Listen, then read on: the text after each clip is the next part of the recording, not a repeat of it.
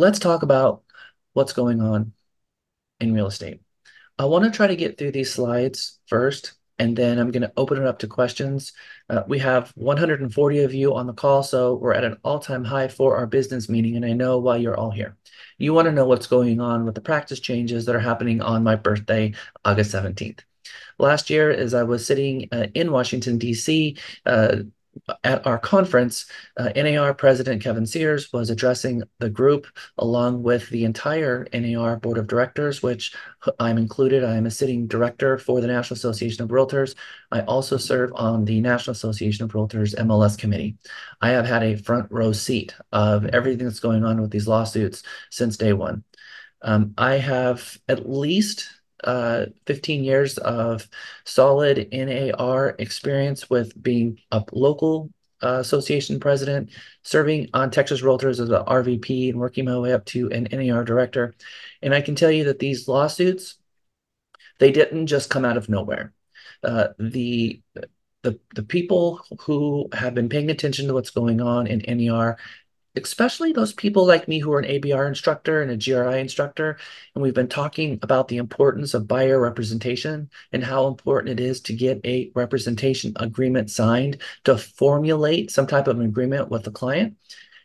We suspected that at some point that the realtor organization was going to get hit because there was just too many agents that were operating without getting a representation agreement signed. If a buyer agent is working without a representation agreement signed, they are a sub-agent of the seller. And in order to be a sub-agent of the listing broker, you're supposed to notify the listing broker of the sub-agency situation and get written approval from the listing broker of that sub-agency, which is why for so many years in the MLS, there has been a sub-agency amount for a compensation that showed up in our listing agreement, where there's a differential between what we would pay a buyer agent versus a sub-agent. And a lot of agents scratched their head and said, well, how do we know if they're going to be a sub-agent? Because it says in Chapter 1101 of the Real Estate License Act that a cooperating broker acting as through sub-agency will seek the approval of the listing firm for sub-agency before such sub-agency will take place. And of course, that just wasn't happening. Buyer agents were even putting things on the internet that said, don't worry about paying my commission because my commission is free when I represent a buyer. Because in their mind, the buyer wasn't paying the commission. Well, let me make this clear. The buyer always pays the commission. The seller was simply reimbursing the buyer. And in order for buyer to pay a commission, there needed to be a representation agreement. There needed to be an agreement from the buyer that said, yes, buyer agent, I'm hiring your firm to represent me. And we had to have clear what that compensation would be. And that's what has been lacking. Agents just been operating real estate backwards. Met a buyer, showed them a home, and then after they found the property, they would maybe put together a contract, and then hidden somewhere in that contract was the representation agreement. And a lot of times that representation agreement was only there because the firm required it as part of their compliance.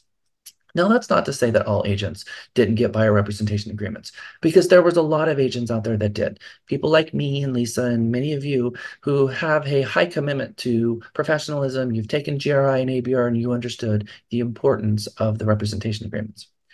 Post August 17th, there is no such thing as sub-agency in the realtor world anymore, because sub-agency is going away, because you're going to have to enter into an agreement with the buyer before you show the buyer a property. Now, a lot of people are thinking that all of these changes are big, substantial changes in our profession.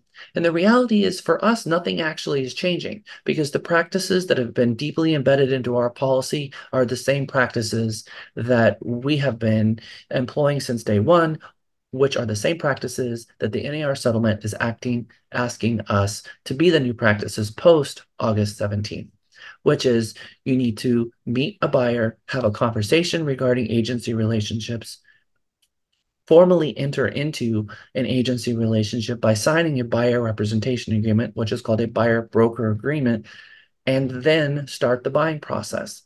That is now going to be the process for people who are realtor members. Remember, the settlement agreement is not for real estate agents. And the distinction is you go to Trek, you get a license, you're a real estate agent.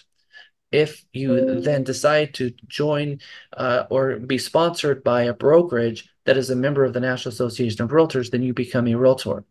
The settlement agreement is only for realtors, and it's only for residential properties. These practices only have to do with residential properties. They don't have to do with commercial, and they don't have to do with leasing transactions, nor do they, and that's a lot of you are going to be surprised by that, but it is not leasing. That was a question that Cindy and I were talking about last week that NAR clarified 2 weeks ago, and a lot of people had that wrong. As well as it doesn't apply to land. Farm and ranch is residential, and all of your condos are residential, and your 1 to 4 is residential. So think house, people moving into it, that's residential. And so that's where these practices will be required. And we're going to go through and talk about each one of the practices and the settlement timeline. But before we do, I would like to remind everyone about the Code of Ethics.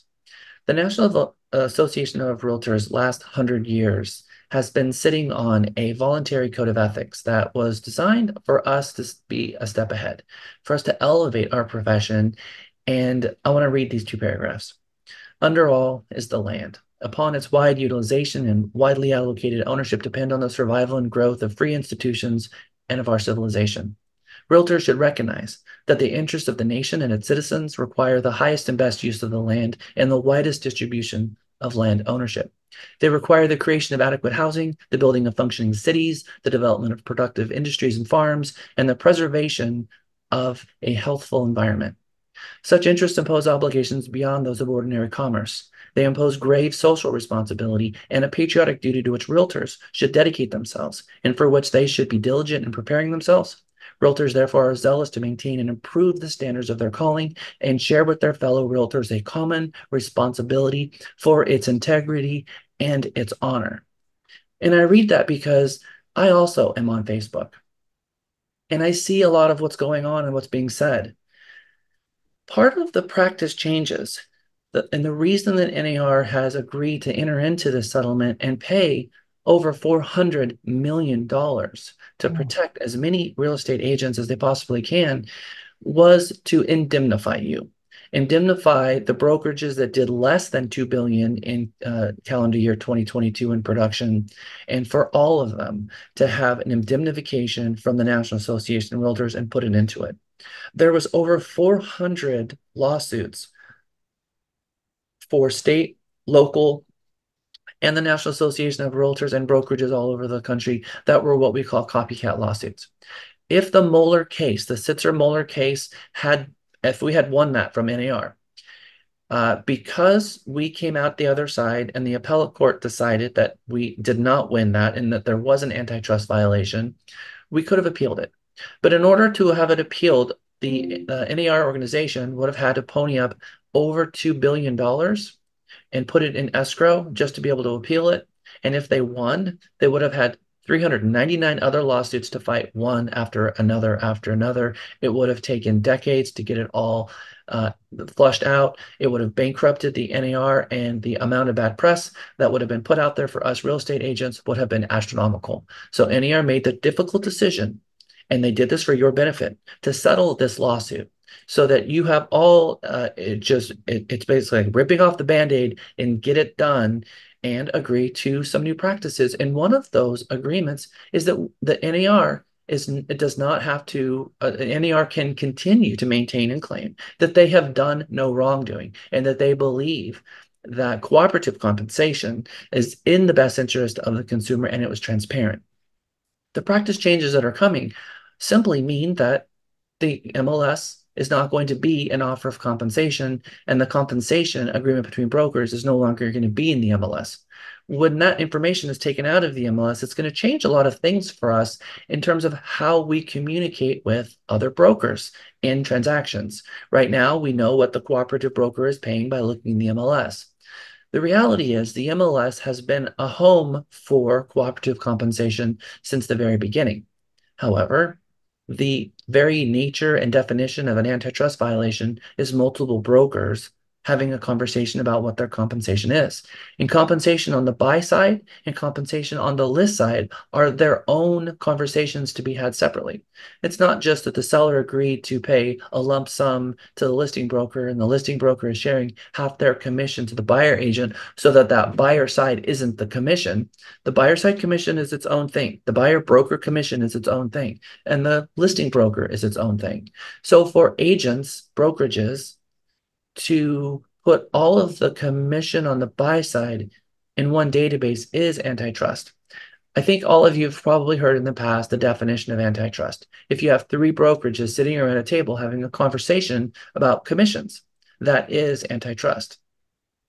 If those three brokers were just to, instead of talking about commissions, write them down on a piece of paper and share it with each other, well, that's antitrust too. Well, if we take those pieces of paper and throw them away and we put all of that information in a database and put it on the world to share, well, that is also antitrust. And so the way that compensation has been communicated through the MLS by its very nature is antitrust. And so there was an antitrust behavior going on. And the way we cure that is by taking the commissions out of the MLS. Now, let me make something very clear. Commissions is not a secret.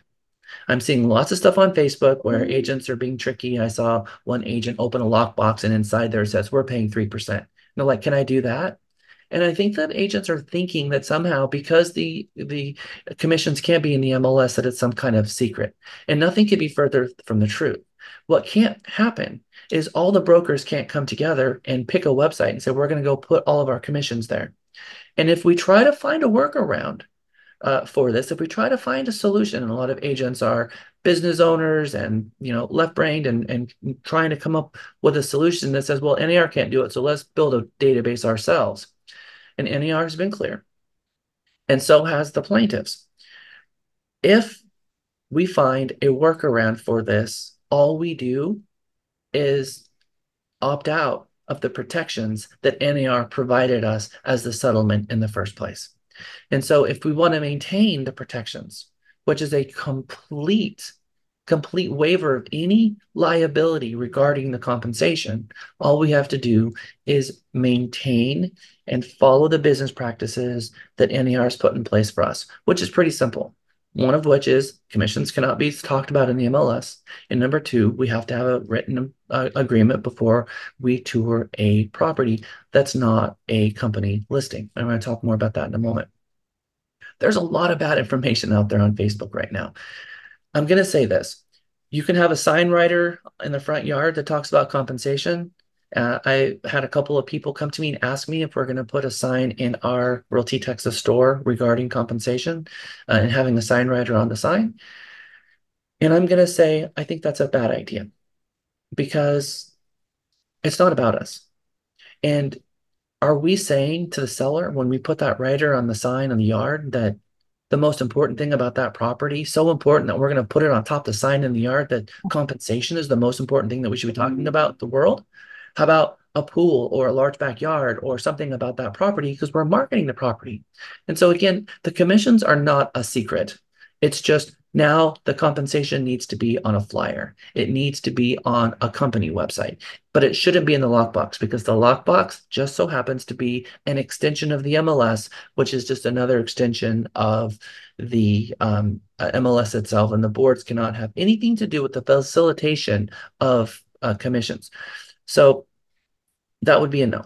But we're going to be putting commissions all over our websites. And I'm going to show you a couple of videos of some things that Realty Texas has done to help you with the facilitation of the disclosure of the compensation for our company listings to the buyer agents and how easy that we are going to make this for you guys. A lot of companies are still struggling with this. As you'll probably notice that Realty Texas is growing by more than 5 agents a week right now. A lot of agents are finding their way here because they need to go to a brokerage that has got this figured out, and we certainly do.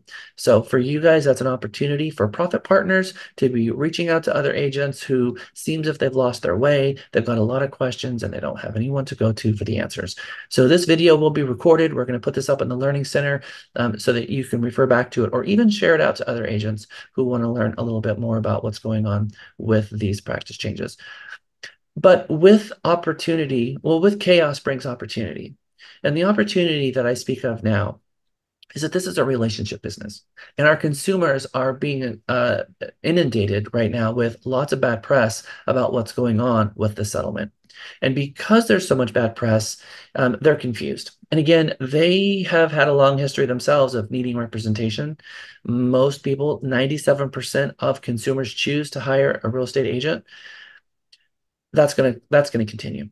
I think this being an election year is not a bad thing for the same year for these lawsuits to be settled, because all of this bad press is happening at a time where there's just so much noise going on about the election that it's going to drown out some of this. But the opportunity here is to pick up the phone and call your entire database, call your clients, and answer their questions about compensation and what it means, and let them know, the changes that they're talking about are practices that we here at Realty Texas have employed since day one, entering into a representation agreement with our buyers. And when it comes to cooperative compensation, we've always fully disclosed our compensation and never made that a secret. So this is a perfect time for you guys to be blogging, for you to be sending out emails. And for those of you who have not watched some of our new videos that are coming out of our tech department from Katie and Miguel, we have inside your.me is a way for you to communicate with your entire database through a click of a button, sharing blogs, sharing some of our social medias. And so over the following months, we're going to be pushing out more content regarding the lawsuit. But the reason we haven't in the past is because of the settlement timeline. The settlement timeline says that NAR has asked all of us not to comment publicly on the status of the lawsuit, because the plaintiffs are watching us very carefully. They want to see whether or not the 1.5 million realtors that are out there intend to follow these new practices. And how they're getting that information is by looking at websites and looking at Facebook groups and what we're saying out there in the world. Texas Realtors, your state organization, has already put together $7 million and put it on a budget for a huge consumer advertising marketing plan that they're going to come out the doors hard as soon as they can. But they can't until November. The National Association of Realtors has put $50 million aside, and they're waiting to have a huge consumer push to tell the consumers why they need to use a realtor and to do their job, which is be our PR firm. But they can't comment right now until the lawsuit has been settled, because it's not been fully settled. We're in the space right now where we all have to be respectful and follow the rules so that we can get out of this and focus on what we do best, which is helping consumers navigate the complex world of real estate. August 17th, which happens this Saturday, is the date where the new NAR practices are required, which means that we have new duties. And I'm just going to say this, you have a much bigger liability if you don't follow the practices that we've employed since the very beginning, which is starting with a representation agreement. I'm the first to admit I have been asking Texas Realtors for a one-page buyer rep agreement for over a decade, and they weren't interested in having a conversation regarding that. And now they are. We promulgated our own last year, our own one-page buyer rep agreement, because I think all of us can be cognizant that if you're meeting a client at a property because they want to see it and you show up with a 7-page buyer representation agreement, that's a hard start. That's a hard Yes. conversation to have. And that's not the case anymore. We have a one-page agreement that's very, very easy and understand, but reality is that maybe we should not be starting our home search at the property.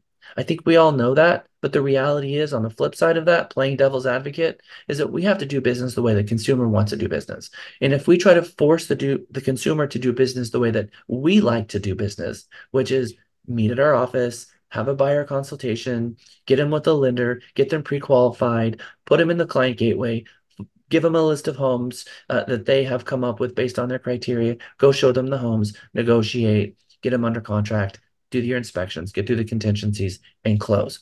That's the way we like to do business. But most consumers, they've not been dreaming for the last 20 years of their life about hiring a realtor.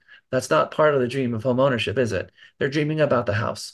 And they start with dating sites of houses like Zillow and Realtor.com, which I lovingly call the dating site for houses. They fall in love with one, and then they push that button that says contact me. They get a bunch of I think that a lot of them are taken back by the amount of aggressive calls that they get from real estate agents to help them through that process. And a lot of it is, let me meet you at the property, and agents are doing whatever they can to try to convert them. The practices out there are going to change. And one of the things that I've struggled with as a broker is my agents coming to me and saying, Jack, I know that the policy is that we have to have a buyer rep agreement, but every time I talk to someone, they say, why are you making me sign this? And no one else made me sign this. If no one else is doing it, it's easier to work with other people than you. And I've said, that may be, but this part of our job, in fact, our entire job is about advising the consumer, about giving them advice and to limit their liability and risk. Risk reduction is 90% of what we do. And risk reduction starts with explaining them the importance of representation and allowing us to be hired to do the job in the first place. And so we needed to have a more emphasis on getting them to sit down and have representation agreements. And so because the practice is not going to go away of meeting a buyer at a door, then a one-page representation agreement goes a long way to help us with that one thing. August 17th isn't just the date that the practice changes are going into place. It's also the date that the plaintiffs issue class notice, and that has real repercussions. And unfortunately, it means that there's going to be a massive amount of bad press in a very short amount of time. And so how do we drown out that noise? Well, we be a mouthpiece for good. We need right now more than ever to pick up the phones and be calling our clients and to be blogging and to putting out positive content regarding this settlement, not negative content, to make sure that our customers know that everything that's going on is not a bad thing and that real estate agents are not going away and we're going to be here far into the future. I want to talk a little bit about what this idea of class notice really is. Class notice means that they're going to send out messages. They're going to send out mailers. And in some states like Texas, some of the notices have already gone out for some of the brokerages. But what it really means now is that everyone is going to start getting letters to their home that says, did you buy a home between November 2021 and 2024, whatever those dates are? And right now it's foggy, but they're going to be receiving those notices and they're going to go to a website. And that website is called realestateCommissionLitigation.com. This is going to be on every flyer. I'm going to share my screen so you guys can see what this website looks like. Every consumer in the United States is going to get a little a link on a postcard to their home that looks like this. They go to this particular website, and this is the national website for the settlement for the billion-dollar commission litigation. The settling parties are Anywhere, Remax, and Keller Williams, Compass, Real Brokerage, Realty One, At Properties, Douglas Elliman, Redfin, England Volkers, HomeSmart, and United Real Estate, and the National Association of Realtors. File a claim. You click the File a Claim button and asks you for your claimant information and how you'd like to receive your compensation. A debit card, settlement check, Zelle, or Venmo. As soon as they fill this out, they're going to have attorneys reaching out to them, multiple different attorneys, trying to represent them in what will be their compensation as part of the settlement agreement. So when I talk about bad press, there's about to be a massive amount of bad press because every single one of the buyers that you've ever represented and sellers you've ever represented is about to get a postcard saying that we have settled a multi-billion-dollar lawsuit regarding antitrust. How we approach this with our clients and customers is absolutely critical, that we let them know that the practice changes that were settled are things that we have already employed and we've done since day one. I think it's very important for us to be communicating to our clients. I'm going to share with you guys a little video that's about 5 minutes long from the National Association of Realtors about what notice means. And in fact, I took you to the wrong page because I have to take you to my web browser and share out this link.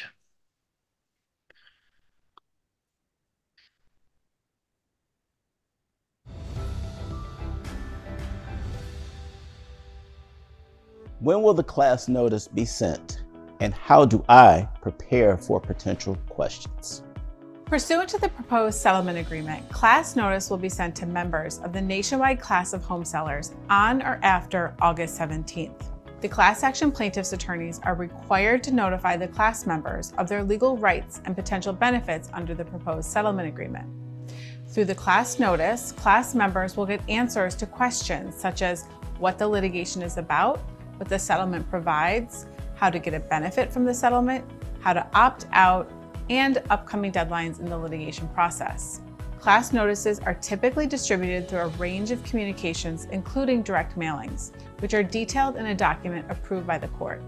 A settlement administrator is appointed to handle the administrative side of the claim process and creates a court-approved website that serves as a central resource for information pertaining to the litigation and the proposed settlement.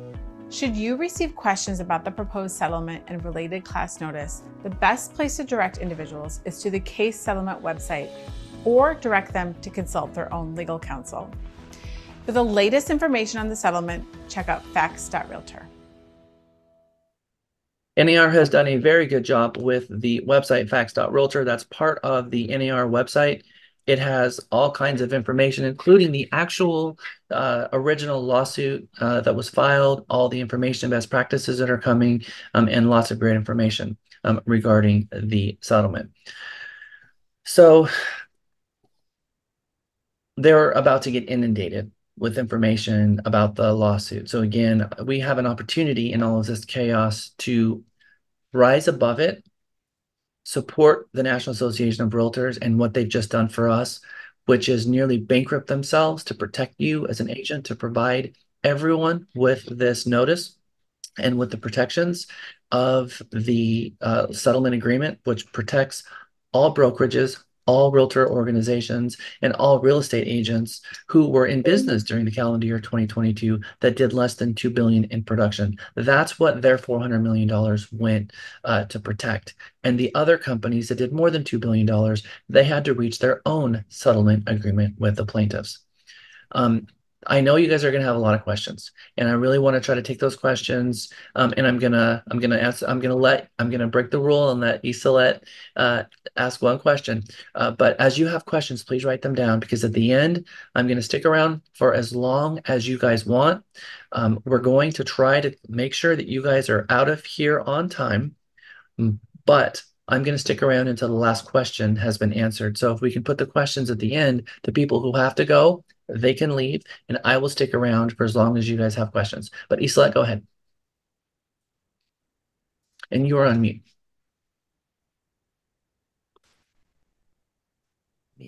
I know I heard you say the dates of the time frame where the closings had occurred, but I didn't write it down fast enough. So can you please give me the dates again for the closings that occurred in that specific window of time for the people that are going to be getting these postcards?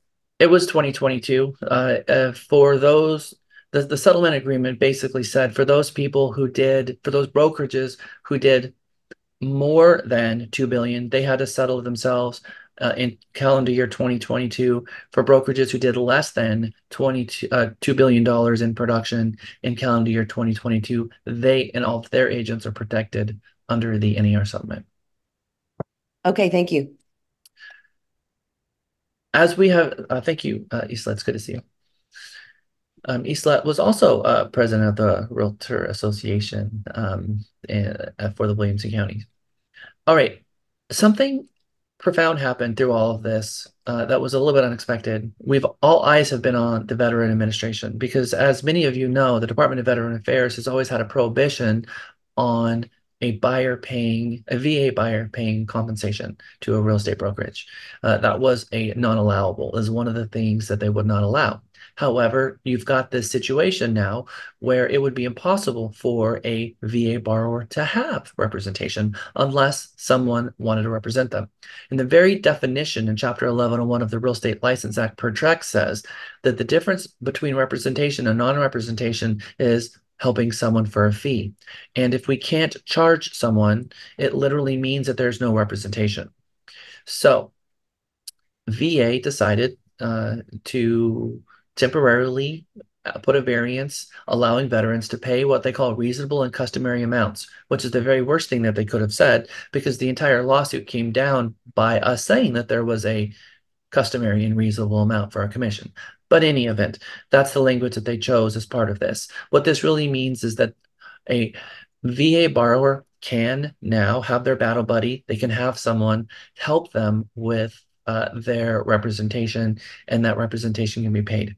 That is an exciting thing for us, because if the seller is not offering cooperative compensation and the buyer is the only one that can pay the brokerage and VA borrowers can't pay, it was a significant disadvantage for the VA borrower. And VA borrowers are often, especially active duty military people, they're really struggling because they have often a very short amount of time, sometimes 10 days, to get a permanent change of station and find a new place. And so when they're boots on the ground, they have a limited amount of time to find housing. I'm teaching MRP, Military Relocation Professional. I've taught MRP for a number of years. For those of you who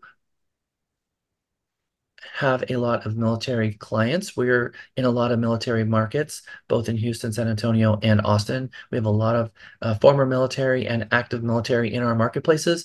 I recommend taking the MRP designation if you don't already have it. Like I said, I've been teaching that for over a decade now. It's one of my favorite classes to teach, and we have it coming up. But a significant change now where the VA borrower can now pay for compensation.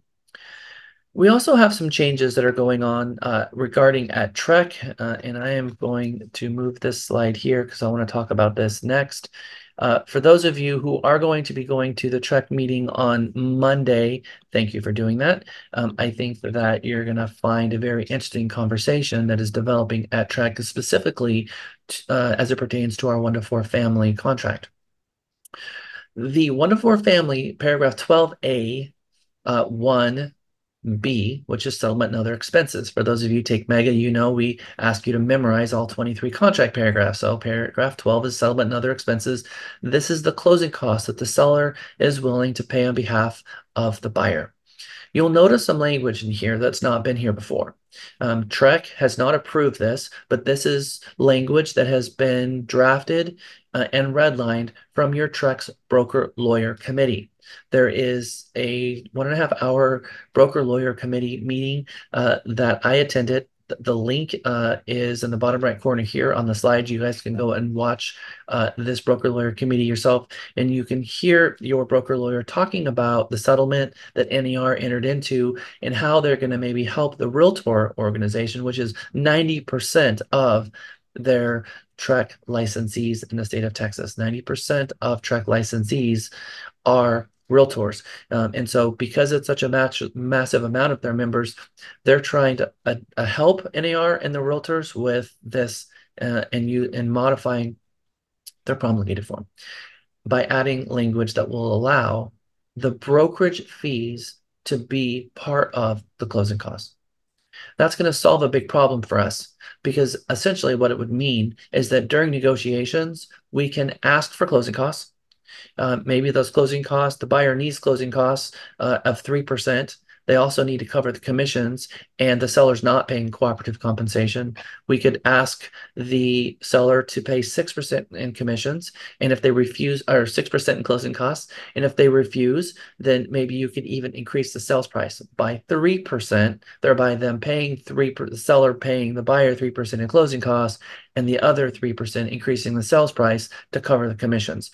It allows it to be stuffed into the loan, and that is the part that's important, because FHA VA has also said that they're going to allow this to happen as well. And so currently our contract doesn't allow for this. It's not as part of this, and then we expect this to come live in January. Trek is not able to move as fast as we would like regarding the promulgated changes. I know that Texas Realtors is also looking at maybe disaligning their 1-to-4 family with Trek's for a period of a couple of months to get paragraph 12 into your hands sooner, which would certainly help us in negotiating for our clients. But we're going to talk more about how we can address the buyer compensation as we get through some more of this. First questions that I have for you guys. Well, actually, no, we're gonna change gears here.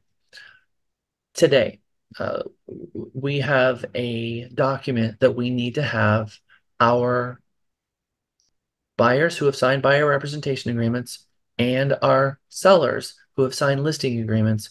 And those listing agreements and the buyer rep agreements predate the 6/24/24 effective date contracts. Some of you will have listings that you took before 6/24 and it's still active. If it's under contract, this is not required. It's only if the property is currently on the market and you're not using the revised forms that Texas Realtors pushed out on 6/24, meaning you have an old form. This form will bring both the buyer rep and the listing into compliance with the required language that needs to be in our listing agreement and buyer rep agreements, subject to the August 17 practice requirements. My team is going to be reaching out to all of you regarding uh, giving us a list of what listings we have that will be affected by this and reaching out to you guys because this will need to be sent to the client for them to sign. This is not a counter to the listing agreement. This is only a clarification that that our listing agreement has been modified and changed by our regulatory bodies, and that this will bring the listing agreement current. That's all it means.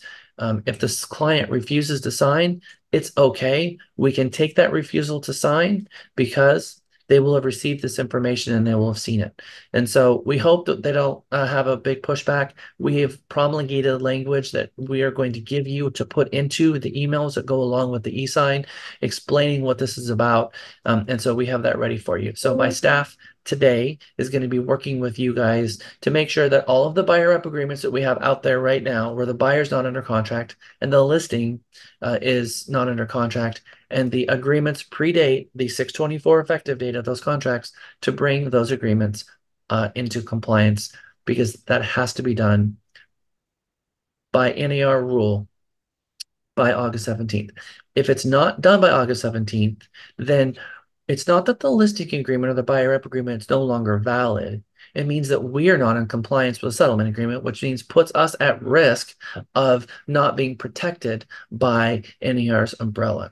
And so again, just by nature of giving this to them and explaining it to them, we will have advised them on this language, which suffices. But we do want to get this signed. And again, the information that we're going to provide you, which is the notice that's going to be in the text that explains to them why they need to sign this, or why at least we're requesting them to sign this, and what it's all about.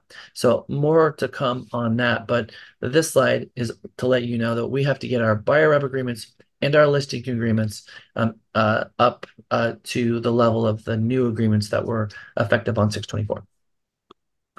On 6/24, we had a slew of new documents come down from Texas Realtors. New listing agreements, new buyer rep agreements, and all of the agreements to add the appropriate language and disclosures that commissions are negotiable, and that cooperative compensation is not required, and that the MLS is not an offer of compensation. And it's not that the association can't help us with the contracts between parties, but we're really going to a world where we have to, on every single transaction, when we are the buyer agent, to be doing a little bit of research and asking one more question than we always did. Are you offering cooperative compensation? When we represent a buyer, we're going to have to ask a question, or a tenant. Are you offering cooperative compensation? Yes or no? And if not, then we now know how we're going to approach the negotiations of that transaction for our buyer client. It's simple as that.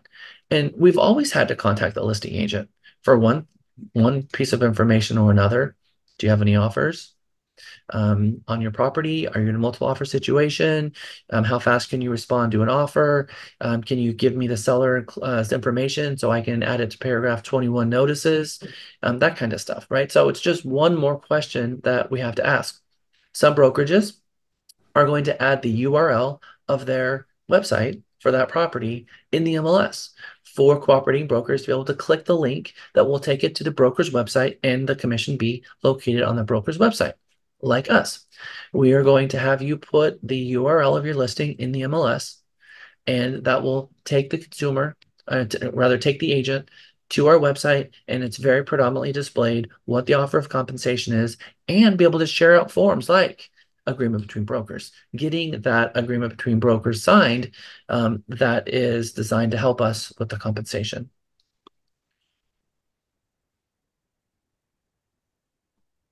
And Cindy, I will let you share that stat at the end.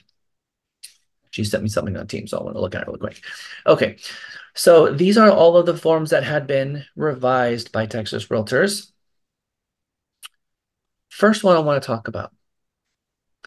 This form has been around for a really long time. If you're looking at the signature page, page 10 of the farm and ranch contract. Since the beginning of time, the farm and ranch contract had something very different than our 1-4 or our condo contract or even the land contract. It had signatures on page 10. And our other contracts, which is usually have just been what we call the broker page, where it has the broker's information on that page. It was not an agreement between parties. It was simply an instruction to the title company of who the agents are. And it had a little box at the bottom that said if commissions are being disclosed, you'd put a commission number in there, which was simply an instruction to the title company of how much to pay. Or how much to put on the closing disclosure. It wasn't a number that would override the listing agreements. It wasn't an amendment to the representation agreements. It was simply a instruction to the title company of how to prepare the closing disclosure. And that page wasn't signed. But on the farm and ranch contract, it very much is an agreement between parties. And listening to the broker lawyer committee, and again, I put that link in the slides for you guys to go back and watch the broker lawyer committee. They're very, very much all in favor and do that entire thing. You'll find that they're very much not on the same page with a lot of these changes. But the one thing that they seem to all be on the same page about is not changing the farm and ranch contract. In the farm and ranch contract, it's very clear that there is an offer of compensation built into the contract, making it very clear who is paying who and what. It says upon closing the sale by seller to buyer of the property described in the contract to which this fee agreement is attached. It's a fee agreement that is part of the contract here. The seller or buyer will pay listing principal broker a cash fee of and a dollar amount of the total sales price, and B, seller or buyer will pay other broker a cash fee of flat dollar amount or a percent of the total sales price. Seller buyer authorized and directs escrow agent to pay the brokers from the proceeds at closing. Very, very much an offer of compensation, or at least an instruction of cooperative compensation, or however they want to do it based on the fields that are on this form, to share commissions. That's not going away. It's going to stay. Chuck is also maybe talking about adding this to our contract. I don't think they're going to do it. I think that they're going to just modify paragraph 12A1B, but I just wanted to just bring this to you and show you that farm and ranch have been doing it this way since the very beginning of time for a lot of different reasons. And so the way they've been doing business, we're going to start doing business a little bit like the way they've been doing business. Now, over the last week, I've had a lot of conversations with different title companies, Key Title being one of them. And Monica and I had a long conversation just last night regarding how we communicate the compensation to the title companies, because the title companies have been at a disadvantage for a really long time. Oftentimes, they didn't know what the listing broker's fee was because it wasn't written down anywhere. They receive a contract, and on page 10 of the contract would show how much the listing broker is sharing with the buyer agent, but there was two pieces of information they didn't know. They didn't know how much the buyer broker is getting paid in total, and they didn't know how much the listing broker was being paid in total. They just knew how much the listing broker was reimbursing the buyer for, which could be a parcel amount. Let me give you an example. Maybe the buyer broker and the buyer enter into an agreement for 3%, and the listing broker is advertised and willing to reimburse the buyer 2% of that 3%, which means the buyer's going to come to the table with 1%. The title company doesn't know about that 1%. They only know about the 2% that was in the contract. And they also didn't know how much the listing broker was going to be paid. And they need this information so that they can start preparing their closing disclosures in the very beginning. So we have prepared what we're calling a compensation worksheet cover page. We have one for the buyer agent and one for the listing agent. On Friday, you heard that we're going to be doing a larger 3-hour meeting regarding these forms. Today is not forms day. There's no way that we can handle all of that in one session. So we're just talking about practice and what forms are out there. We're going to teach you the forms and how to use them and how to fill them out and why they're important on Friday. And we'll have 3 hours to do that. So I'm not going to dive deeply into these forms today, but this form here is simply a worksheet that we can send to the title company along with the offer, explaining from the listing side how much the listing broker is going to be paid if we're the listing agent, how much we're being paid in total, and how much we're offering the buyer agent. And we send that to the title company. We have no idea what the buyer agent's being paid in that regard. So we're only going to send our side that we know. Or if we're representing on the buy side, we're going to send a piece of information to the title company that says, this is how much the sellers agreed to reimburse the buyer, and this is a total fee that the buyer has. So the buyer is going to bring that extra 1% to the table. So again, we have one here for if Realty Texas as the listing agent, or another one, Realty Texas as the cooperating broker. These forms will be in your forms library, and we're going to add them to your packets so that you can fill these out at time of offer so that you can get this over to the title company. This is not an agreement. This is not a contract. This is simply a notice to the title company so that they know how to properly prepare the closing disclosures. So they're not having to pick up the phone or call how much are you being paid for every single transaction. It's just there to help them out. Let's talk about buyer disclosures. And for those of you who weren't at my last business meeting, it's important for you guys to understand what disclosures are needed at what time. So let's talk about the required disclosures for a buyer. When meeting with a prospect for the first time, what does TREC require sales agents do first? Throw it in the chat before anything else. Let me give you a couple of minutes with this one. When meeting with a prospect for the very first time, what does TREC require us sales agents to do first? And I want you to think in terms of disclosures.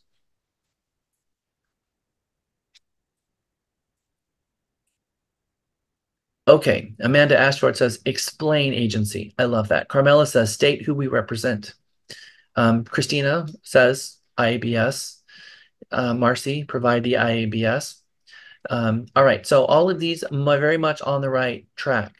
The very first thing that TREC requires us to do under the License Act is to first provide the form, information about brokerage services. The next thing that we're required to do is explain the form. Explain to them what this form says. Mr. and Mrs. Buyer or Mr. and Mrs. Seller, when the broker represents the seller, they're the listing agent. When the broker represents the buyer, they're the buyer agent. If the broker tries to represent the buyer and the seller in the same transaction, that broker will assign one agent to the seller, one agent to the buyer, and that's what we call intermediary. If you enter into an agreement with a buyer and there is no buyer representation agreement, we call that subagency. Subagency means that the agent can represent the buyer, but they don't, or they can help the buyer, but they don't represent the buyer, and they owe their duties to the seller first.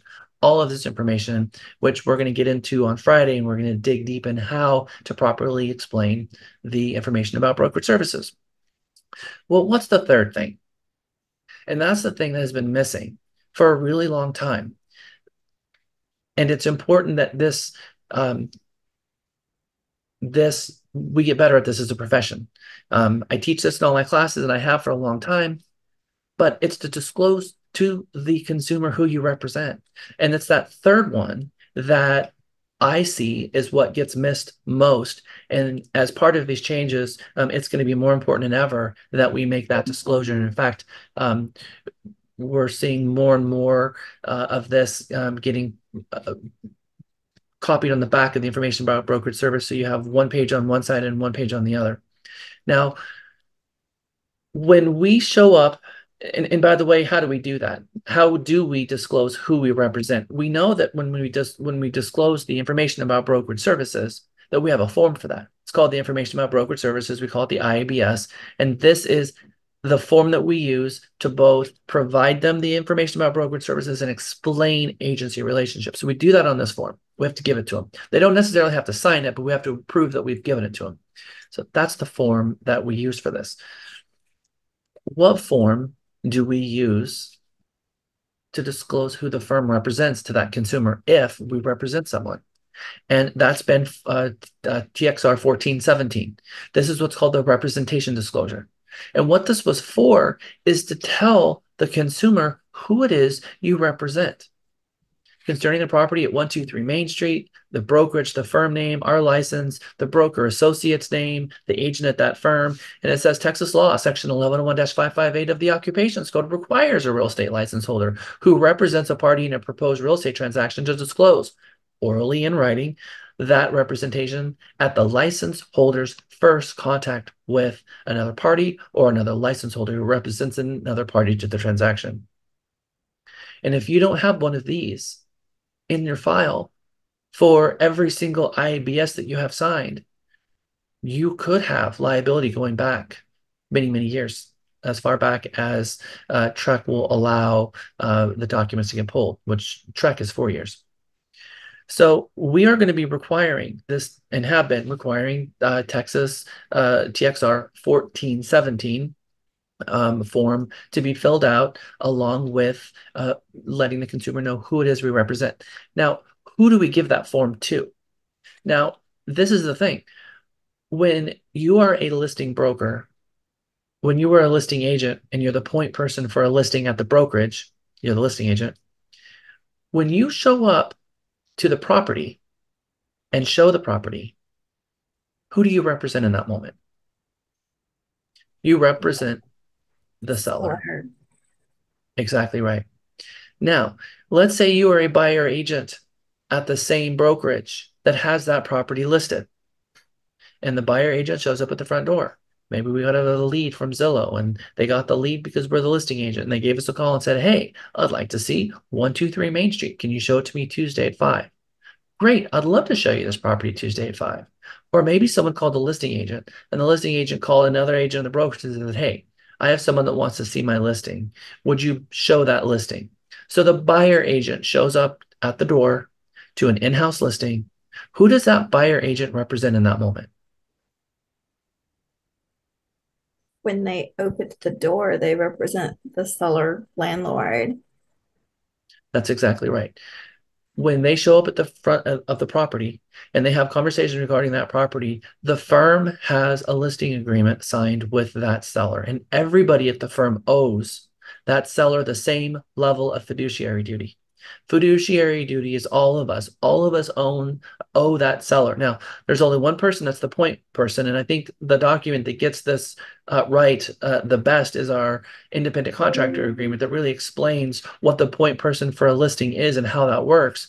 But per TREC, everybody at the firm owes the same level of fiduciary duty. So when we show up at that listing, we have an obligation by law to hand this form to the buyer filled out that says, Mr. and Mrs. Buyer, this firm currently represents this seller. And if we don't hand them this form, we are in violation of 1101-558 unless we tell them, but telling them that we represent the seller is no different than telling them the information and the information about brokerage services. We have to prove it somehow.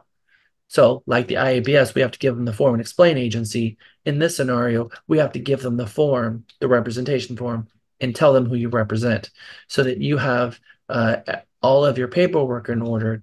Because if a consumer complains and feels that they were treated unfairly, a TREC complaint doesn't have to have, a TREC complaint can happen on a showing. It can happen in a situation where you never even wrote a contract for this buyer, or you never wrote an offer, let alone went under contract or closed. And so TREC requires us to have this paperwork. And if 3 years ago you showed a property and this buyer feels like they were somehow harmed and files a TREC complaint against you, the first thing TREC's going to do is ask you for your paperwork, and they're going to be looking to say, how did you notify the buyer that you represented the seller? Where is that in writing? So again, this is very important that we make sure that we are using this form and it's part of your forms library. One of the beautiful things that we created for you as part of your .me platform is having packets where all the forms are together and all the forms are already given to you. So I'm working with a buyer on a condo. Boom. All the forms that you need are already placed for you and auto-filling from data in the MLS. Then we have Cindy teaching Saved by the Bell, going over contract courses and our forms every single week. And then I'm continually as well teaching the forms classes. And you have a help desk to help you with the forms as well as assistant sales manager and a sales manager if you have questions regarding these forms. Please come to the 3-hour class on Friday if you have questions regarding how to fill out these forms. So when would you have to use this 1417 form to disclose to a prospective buyer that you represent a party? What circumstance? It's really when showing a Realty Texas listing. If you are at a property showing an in-house listing, you have to disclose who you represent. Now, it says under the law, two very important things. I want to read this back.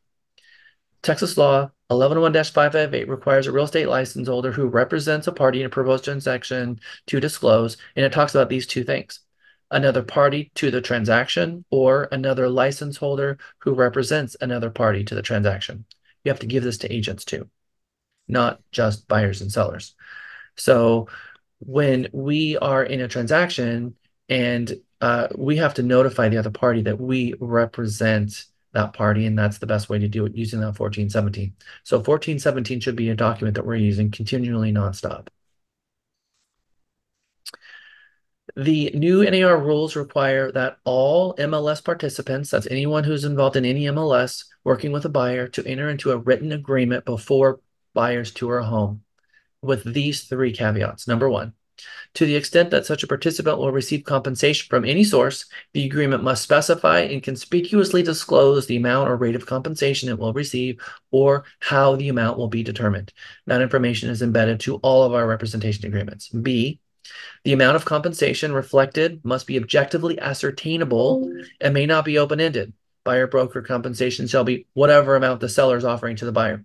This also is how we've gotten into the conversation about bonuses, because used to the representation agreement, the buyer rep agreement would say, if a bonus is offered, the broker can keep that bonus. That was built into our buyer rep agreement, 100%. But it has to be objectively ascertainable. So now it has to be a dollar amount. So we can't have that language anymore. So we can, though, at any time revise or amend our representation agreement. Because remember, we're going to get the representation agreement signed before touring homes. We don't know what the compensation is going to be. We don't know if it's going to be new construction. We don't know if the listing broker is going to be in a situation where they want to offer more cooperative compensation and we're accepting less. Can we keep that money? We have to revise our agreement if our agreement is less than what's offered. If we don't revise our agreement, then we don't get to receive those compensations. And so there's going to be a lot more dialogue during our representation agreements about compensation.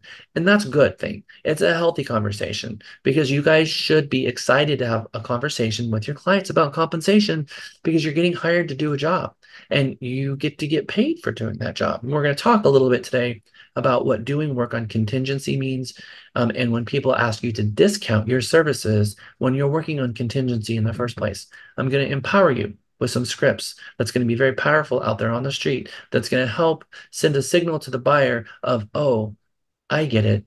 You're taking all the risk and I haven't paid you anything and I'm asking you to discount your services and you may not get paid anything. So we're going to show you the one-page buyer rep agreement that we have promulgated ourselves using our attorney. And remember, representation agreements, the broker gets to promulgate. We can use the state associations or the local MLSs if we choose, but remember, we're a party to the representation agreement.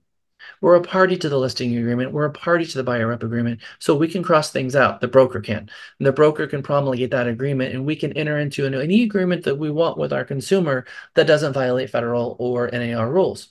And so we're able and always have been able to promulgate our own representation agreements. What we can't do is recommend to the consumer that they make changes to a promulgated form or contract that's between parties. We can't even recommend that a change be made. If they ask us to make a change, we have to make that change on their behalf. If an attorney asks us to make a change on their behalf, then with approval of the party, we have to make that change. But we can't tell the seller, hey, or the buyer, hey, if you just put in special provisions that you're going to add on 12A1B that commissions as part of your customary closing costs, and that will solve a problem for you, that would be the illegal or unlawful practice of law, or unauthorized practice of law, as NAR calls it, or as Czech calls it. And so we can't do that. And so we're not going to be making any recommendations to the consumer on how to change any agreements between parties. And then C, such a participant may not receive compensation for brokerage services from any source that exceeds the amount or rate agreed to in the agreement with the buyer. Now, again, it simply says of what the agreement was. So if the compensation is more, you can have a conversation with the buyer. Look, the other side's going to be offering to reimburse you for my fee. The buyer, you hire me to do a job, Mr. Buyer. You hire our firm and you enter into an agreement with us, and we have duties that we have to perform. And we're taking all of this on contingency. So maybe we're paid, maybe we're not. This isn't agreeing. This document's not saying that you're agreeing to buy a home or you're forced to buy a home. It says that if you do purchase a home, then we would be paid. And first, we're going to talk to the seller to find out if they're offering any cooperative compensation, meaning whether they're offering to reimburse you for my fee. And a lot of them are. And if they're not, then we can handle that in other ways, through the sales price, through closing costs, as we have those discussions, as Trek and other parties start amending our forms. Okay. Showing your own listing is not intermediary. I want you to wrap your head around that for a moment, because I have a lot of agents as a buyer agent coming to me and saying, oh, it's intermediary because I showed our in-house listing. It is not, in fact, intermediary. You already have a duty when you met that buyer at our listing, and that duty was to the seller. And so we already have a contract in place with that seller. It's a listing agreement. We all owe duties to the seller. So when we show up at the listing, it's not intermediary, it's seller services. Even if you're the buyer, maybe you're not the point person for that listing, you're a buyer agent at the firm, and you met a buyer at one of our listings, and you're not the quote unquote listing agent, but the firm is. It's not intermediary until multiple things happen. First, the seller would have had to have put in the listing agreement that they authorized intermediary in the first place. Then you'd have to enter into an agreement with the buyer.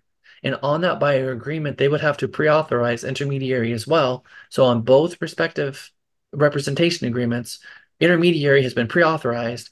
And then inside that transaction, the buyer and the seller would have to authorize intermediary for that transaction, which is our intermediary notice. We know who the listing agent is and who the buyer agent is on any transaction. That is, we know the listing agent on every single listing. And if you create a room in our room system, we know based on your agent who you are and who the listing agent, whether or not that transaction could be intermediary. And so we automatically put your room into an intermediary status. It says intermediary across the status of the firm, and we require you to reach out to a Realty Texas manager. We're very specific about that because we want to make sure that every single agent that's on either side of an intermediary situation, once it's turned into an intermediary scenario, that the consumers know who their respective agent is and who that agent's manager is, because they can't call me. Because in a situation of an intermediary, me, the broker, has to subjugate their responsibility and appoint two agents to represent the consumers. And because of that, I want to appoint managers to those agents. So we have a very special process here where Michael, Cindy, and Lisa will one of them will be assigned to the buyer agent, and one of them will be assigned to the listing agent for every single one of those. And the only person who can make that determination is your sales manager, Cindy Bell. So in an intermediary scenario, we ask that you reach out to Cindy Bell so that she can make sure that we appoint the right person to both sides of those transactions. But when we're the listing agent, when we met that buyer at the property, we still have the obligation to give them the IABS and give them the TXR 1417 representation disclosure to tell that buyer who we represent. That's the first thing that has to happen. Once we've made that disclosure, then we can talk to them about representation. Now I'm going to ask a question. I want you to raise your hand if you believe the answer is true. And this is somewhat of a tricky question, so let's think this through. Realty Texas has a listing. You, as a prospective buyer agent, in your mind, you're meeting a prospective buyer at one of our listings. The new settlement agreement says that you have to have a buyer rep agreement in hand before you can tour a property. So if you meet one of an unrepresented buyer at one of our listings and you're not the listing agent, do you have to sign a buyer rep agreement before you show the property? No. Raise your hand if you think that's true.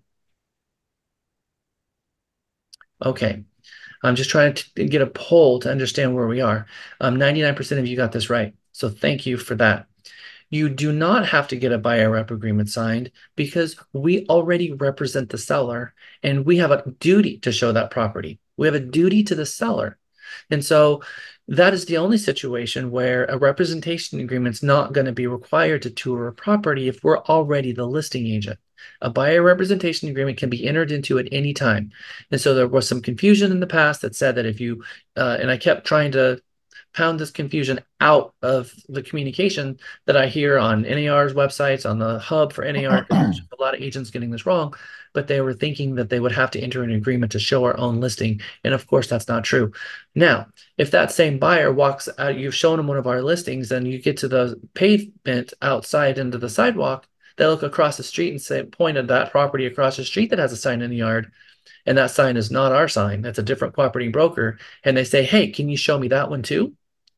Well, the answer is yes, I can show you that property, but here's going to have to be our standard operating procedure or what our SOP is on this. I'm going to need you to sign a touring agreement or a representation agreement so that I can show you that property. And I got to call and find out the showing instructions in the first place to find out if I can even show it to you right now. But it would require that paperwork be handled on that property different than the paperwork handled on the property that you just showed. Now, am I saying that you should not get a buyer representation agreement signed at the property before you tour our listing? I want you to fill it out, because what I don't want to have happen is us harm the relationship we have with the seller, having a conversation with a buyer about forcing them into a representation agreement before we show our listing, and you have all that recorded on their Ring doorbell. We owe that seller duty to show the property. And so I would say before you get there and you get to the property that you should have a conversation about the information about brokerage services and about what agency means and about the representation disclosure, and that how you represent the seller in this situation, and anything that they tell you, you're going to have to communicate to the seller. And if they're looking for buyer agency, we can get them with one, or they can choose to hire you or at least sign an agreement with you so that the information that they share with you is confidential and you can provide them advice. Because without signing a representation agreement, you can't give them any advice. And when they ask you questions like, how's the neighborhood, how's the schools, and all of that stuff, you have to say, I really can't provide you any advice because I don't represent you, I represent the seller. And so going about this in the right order and having the right conversations is really going to really determine the people who are going to sink and swim in this profession in the coming years, just like it always has. And again, this is not something that's changed. We've always required representation agreements. I teach in Mega the importance of representation disclosures and agreements, and I've shared with you my scripts. We're going to do that more on Friday, and Cindy Bell is going to be on repeat for the next several Saved by the Bells regarding having the conversation regarding representation agreements, and also in our Ready, Set, Sell series, which is our new agent training. And the entry point to get into our sales department is our four-part series in our Ready, Set, Sell. And Michael and Lisa co-teach that together. And I think Lisa teaches the first one on her own, which is buyer tenants agency and representation agreements. So in all entry points of our education, we are teaching representation agreements and how to have productive conversations with buyers about the representation agreement and why they should want to sign one, because it's there to protect them. It's not about compensation, because we can't force them to buy a home, nor would we want to pressure them to buy a home. Our job is to advise them. And that starts with advising them that they need to sign a representation agreement to hire us in the first place so we can provide the representation. Okay. How and when on forms. I'm just going to throw a couple things at you here. Here is our form, the 1417 on the left, and on the right, the information about brokerage services. The next two forms, and I'm going to zoom in a little bit these because I know they're hard to see, is the compensation agreement between brokers on the left and the addendum regarding broker fees on the right. We're going to talk more about these in detail on Friday during our 3-hour session. The form on the left, you're going to need to get signed when you are negotiating a transaction for your buyer. If the seller is offering cooperative compensation, you must sign an agreement between brokers. And that agreement between brokers is signed here. That is if they're offering cooperative compensation, meaning commission sharing. If commission sharing is occurring between the listing broker and the firm, then this agreement has to be in writing in order for that commission to take place. If you negotiated a transaction and you never got the compensation agreement between brokers, it's a little bit like going into taking an offer and getting the offer signed, and after it's been fully negotiated, come back and say, hey, by the way, will you sign this non-realty addendum allowing for the conveyance of your washer, dryer, and fridge? I see it's offered in the MLS. Well, yeah, we offered it, but you didn't take us up on your offer. Contract's already in place, so sorry. You didn't take us up on that, so no washer and dryer and fridge no longer convey. If you don't get the compensation agreement between brokers signed before you enter into an agreement before the parties uh, consummate the contract, they turn the offer into a contract, then you did not take the listing broker up on their offer of cooperative compensation, and cooperative compensation will no longer be available to you. Now, will the listing firm maybe throw you a bone and sign it after the fact? Who knows? But are they required to? No. Just like they're not required to sign that non-realty addendum after a contract gets put together. Their job is to do what's in the seller's best interest. Your job is to do what's in the buyer's best interest. So make sure that we're dealing with compensation on the front end, not the back end. The form on the right-hand side, which is addendum regarding broker fees. This form is an addendum to the purchase contract disclosing to everyone how much cooperative compensation is changing hands from the seller to the buyer. This is a reimbursement, and this is a promise of reimbursement, this is a disclosure of reimbursement. If this form does not match what the respective representation agreements, this doesn't supersede it. This doesn't change the compensation listed in the agreements. It's only for information purposes, which is this line down here at the bottom. Amounts in 1 or 2A are for informational purposes only. Do not change compensation list in separate written compensation agreements. And so this one talks about cooperative compensation. The other one talks about what the seller is willing to pay. When this is filled out, it's very important that this is negotiated along with the contract, that this information is accurately disclosed to the buyer. Because if you're wrong with the buyer, we could have liability if we're wrong and we set the wrong expectation for the buyer. So just understand that. We're going to go over this addendum for broker fees. But the reason this addendum was there was to add transparency to the transparency that was lost. The seller, when they signed the listing agreement, they knew how much they know how much they offered in total commission. Maybe they signed a 6% listing agreement with the firm, and they're offering 3% to be paid to the cooperating broker. But how does the seller know that listing agent actually going to give 3% to the cooperating broker? Well, the seller could go on websites like Zillow, Realtor.com, even on the broker's website, and they'll be able to see what the compensation was from that listing. But now that's going away.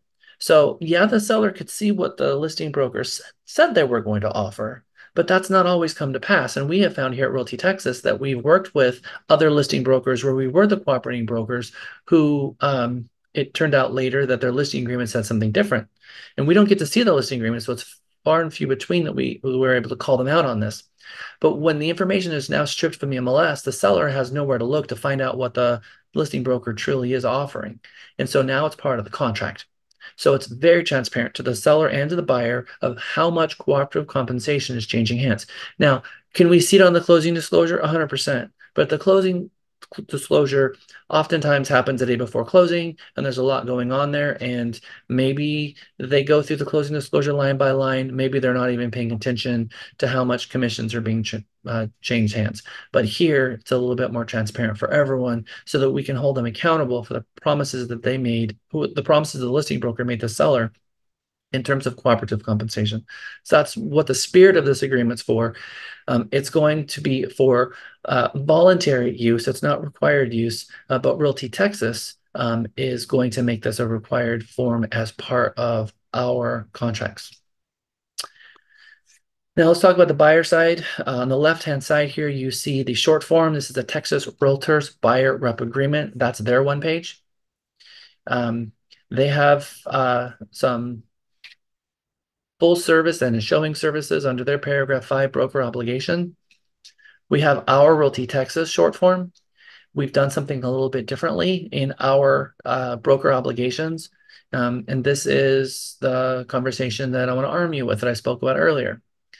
If a buyer asks for a discount, one of the things that you can possibly tell them is, well, Mr. and Mrs. Buyer, I would be happy to offer you a discount. We don't offer discounts on contingency. And so contingency means that I'm taking all the risk. And if you don't buy a home and I've done a lot of work, I don't get paid anything. And so under those situations, we don't offer discounts.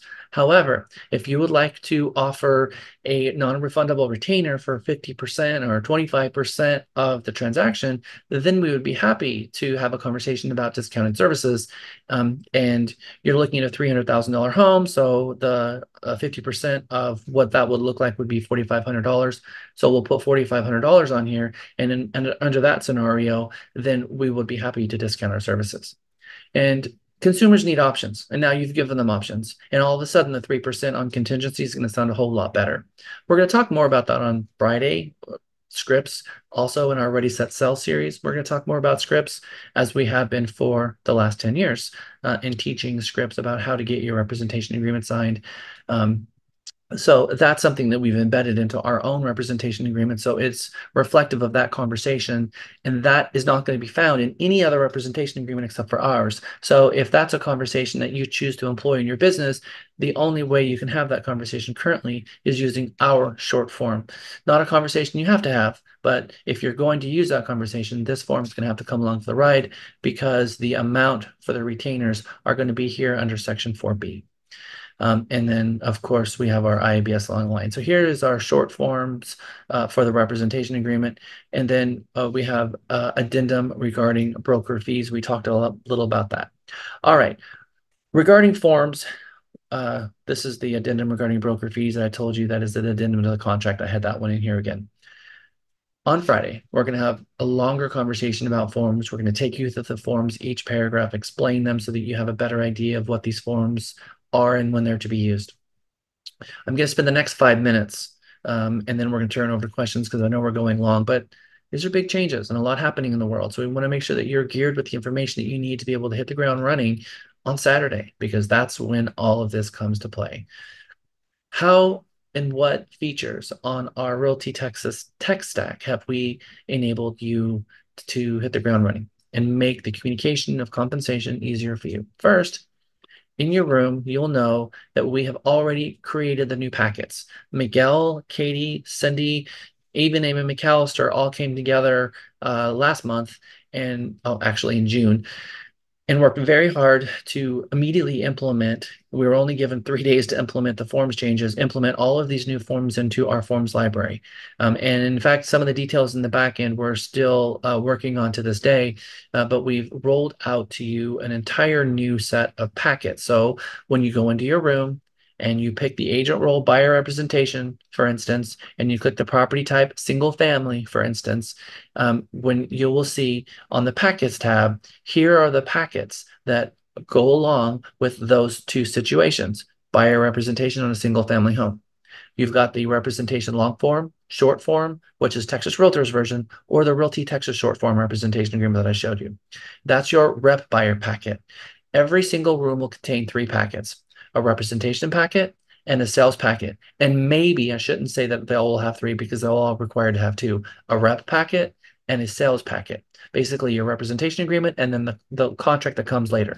Those are 2 separate packets. And then we have other packets like the CMA cover page or the lead-based paint, or if it terminates or if there's a backup offer. And so those are other packets that come along for the ride.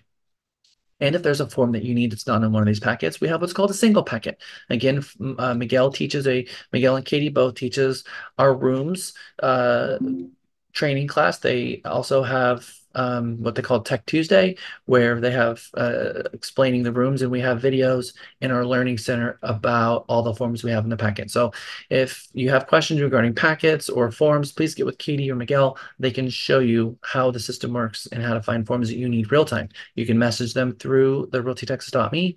You can Teams them. You can call them. You can even bring your laptop into their office and set it down, and they can help you with answering any questions you have regarding packets. But when you zoom out and look at all of our packets, this is a one page that shows our residential buyer packets, our residential seller packets, our residential tenant packets, and our residential landlord packets. And the column here, the rows are the 1-to-1 match. So 1-to-4 family resale for the buyer, or the 1-to-4 family resale for the seller. Because if you're representing a seller, the packet's a little bit different than if you're representing the buyer. And so we've created these packets. A lot of thought and energy has been put into allowing you to have all the forms, push one button, and all the required forms just fall into your room. And so then you click the autofill button, and it autofills that data from the MLS. Again, Miguel, Katie can help you in the back end of that. Sharing the offer of compensation on realtytexas.com. Now, we get to, as a firm, because we're only going to ever put commissions for Realty Texas listings on our website. Now, prior to August 17th, we did have commissions for active listings on our website from other brokerages. So we are running a script currently that's going to set the compensation field for all of the listings for firms that are not Realty Texas to 0. In fact, it's called null. We're just going to remove them because we can't commingle commissions from another brokerage and our brokerage. I explain that because it makes the point clear. We can only have commissions on our website for our own listings, but we are allowed to have commissions on our website for our own listings. It becomes a violation the moment we display a listing that has commission information for another listing. So here are the 12 steps to adding cooperative compensation to the Realty Texas website. I have a video that I'm going to show you, but we have this particular slide so you can walk through it. Tech Tuesday, Miguel and Katie are going to be teaching the 12-step program on how to add cooperative compensation to our website. It's very, very simple. It's not complicated at all, and I'm actually going to walk you through how it's done. Step 1. When you go into the Rooms tab, you click on the Property tab. So here we're in our room system here, and we've clicked on the Property tab, and we're going to add an MLS listing. It's required that the MLS listing be assigned to the room, and you'll see that there's an edit button. So first the listing goes in the MLS. Our system automatically within 5 minutes ingests that information into our system. And then when you create a room, you're going to assign that listing to that room. And oftentimes there'll be more than one listing you assign to the room because your listing you put in multiple MLSs. Maybe you put it in HAR because they're really good with syndication. Maybe you put it in CTX MLS because it's the primary listing that we put in our coming soon and grand open house program that we have. And then you also maybe put it in Austin as well. Who knows? But you put it in multiple MLSs. For each one of those listings will show up on our website. So we want to share the documents out on those listings. You're going to have to click edit on each one to make sure that you can edit the information regarding that listing, both in terms of compensation and authorizing that we share documents. We're allowed to share documents on our listings. I'm going to show you how that process works as part of the 12 steps. So the second item is when you click the edit button. So when you click the edit button on the listing from going to the properties tab, you type in the MLS number, you click search, pops up, says, do you want to add this listing? And now there's a listing record here, and you see the photo automatically pop up from that listing from the MLS. Then you click the edit button here, and then you see these two forms. Well, you see actually this form. This is a zoom in of this section right here, which is the compensation. The offer of compensation is used for company listings where the seller is offering cooperative broker fee, a co-op broker fee, enter the dollar amount or the percent that will display on the listing. This is a text field. So you can put in a percent or you can put in a dollar amount, but it has to be, when you're the listing agent, whatever the seller has agreed to in terms of cooperative compensation. Whether it's 0, whether it's 3%, whatever it is, you put it here, and boom, with the moment you click save, it will immediately show up on our website and start displaying. And where does it display? It displays in multiple places. First, it displays on the gallery of images for that listing. So you'll see BA 3%. Now, wherever you display commission information in the MLS, the NAR standard requires now, or the NAR rule, that we have a disclaimer that comes along with it. So when you hover over the 3%, or if you click the 3%, you will see a pop-up box. The new pop-up box is a little bit more language than the one I'm displaying on the screen, but it basically says that commissions are not fixed, but this is an offer of compensation from the listing broker to the buyer as a reimbursement for compensation. And so if you go to the website now, you will see our listings have this amount. You do not have to put the BA in there. That's already as part of our label. All you're going to do, if we reverse back to one slide, you're simply going to put either a dollar amount here with a dollar sign, or a 3% or 2.5% or a 5% or whatever that's being offered. And then that shows up after the BA and colon, and it shows up right here. That's the first place it shows up. It also shows up on our website when you click the photo of this property. It will open up what we call the one page, which is our listing page that has the description, it has the school information, it has all the information regarding this property. When you scroll to the bottom of our listing page, you will see the documents that you shared that's related to that property, as well as the compensation as well. So it's at the top of the listing page on the photo, and it's on the bottom under a section called Property Disclosure and Addenda and Buyer Broker Compensation Offered. And you click the little I on our website, it will bring up that same disclosure that we are required to have on our website regarding compensation. Here's a quick video.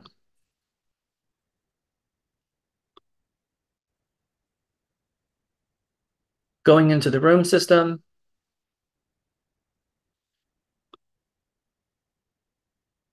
we click rooms.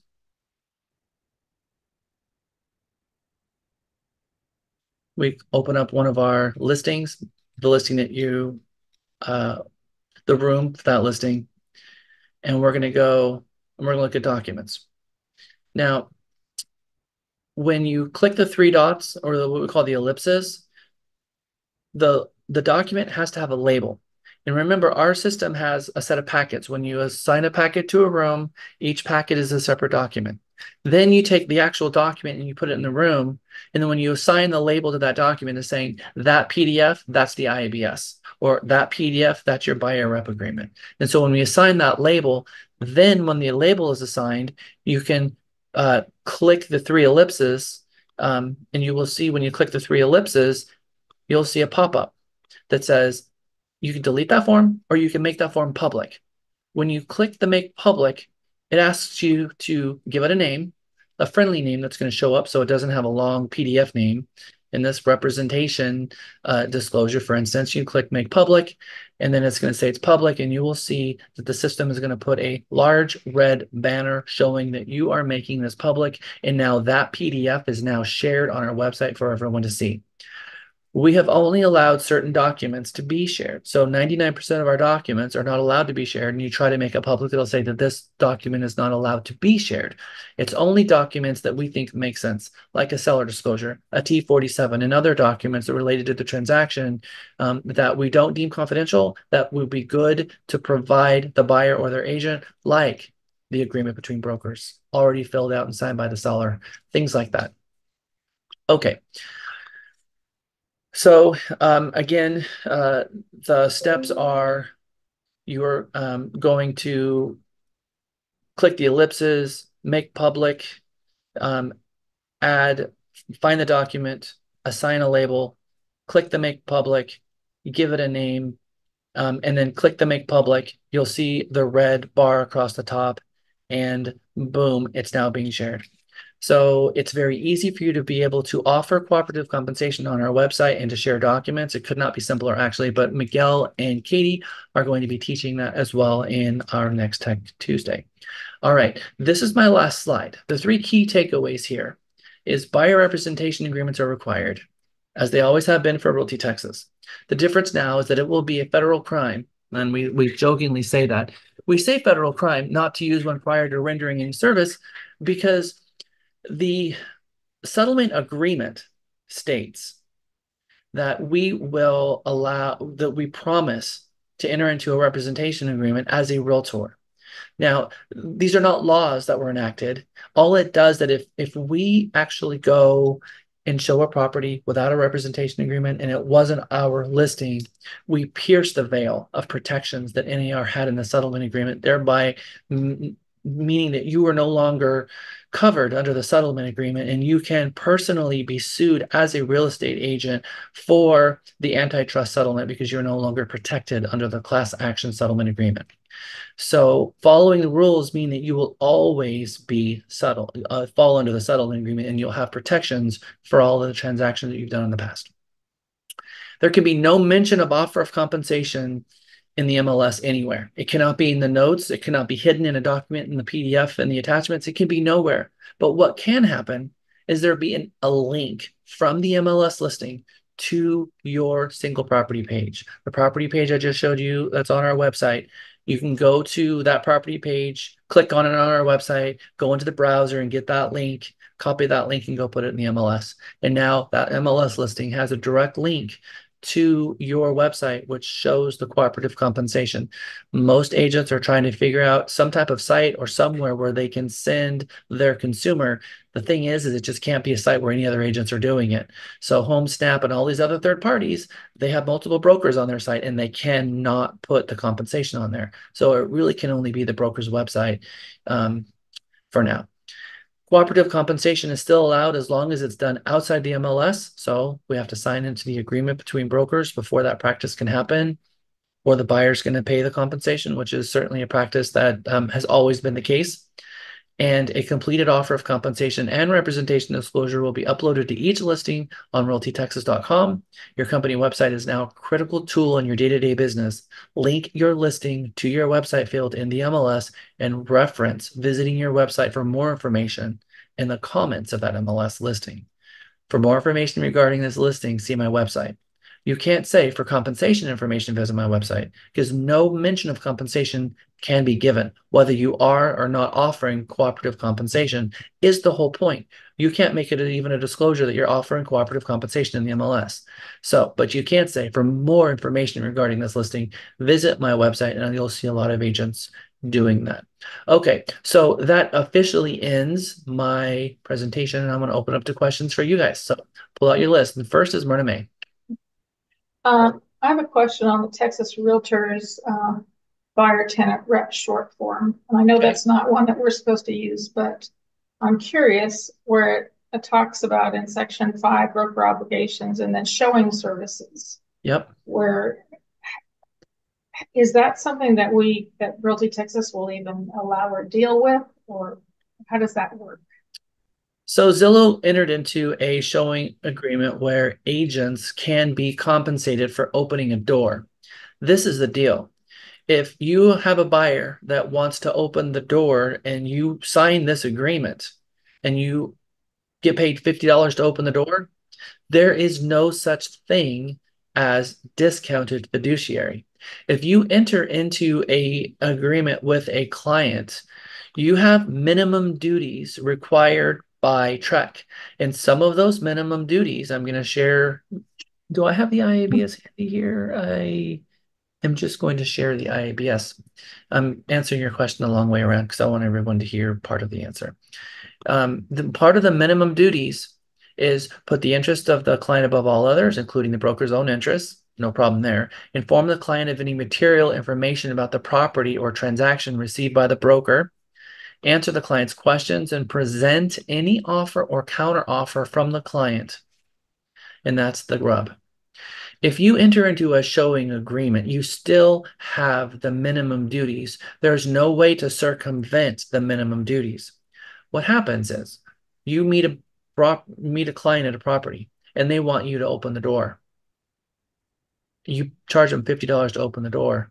You've now have capped your compensation at $50 when they look at you and say, I would like you to submit an offer on my behalf. Now you are going to go to there and say, okay, well, will you amend our representation agreement and pay me more? You have already agreed, and they may just simply say no. And now you're going to have to facilitate those minimum duties and facilitate All of the information the listing agent tells you and continues to tell you, and the lender that continues to tell you, and the title company that continues to tell you, you're going to have to make sure that all the notices from one party to the other, basically you're doing your job from beginning to end. And you have to put their duties first. And that's a minimum duty, which means you have to talk to them about inspection and recommend an inspection, which means you've done all of the duties for $50. So am I telling you not to use this form? I am not telling you not to use this form. I am telling you, though, if you use this form and you put a dollar amount there, you will have very likely capped your representation fees for that amount, and it can come bite you. Is there a way to, I'm not interested really in using this, but it's got the term on it. So if you have a term of that day or that weekend or something like that, would that nullify what you just said as far as that fee remaining the only thing that you would receive from that particular customer? A representation agreement automatically extends until the closing date if you're entering into an agreement. So if you have a showing agreement with them that day and they tell you to put in an offer that day, you're stuck with that offer all the way to the closing table. Okay, thank you. Yeah, good question. Diane. And please, I want to see lots of hands, lots of questions. I know you guys have lots of questions. You have your broker on the hot seat, so that's a fun thing. So try to trick me. I want to hear all your questions. Good, bad, Man, you guys are beyond unbelievable. I am so wowed. Okay, the video that you showed us, the 1 minute video, is that something we can post on our Facebook page? Is that allowed? That explains the lawsuit?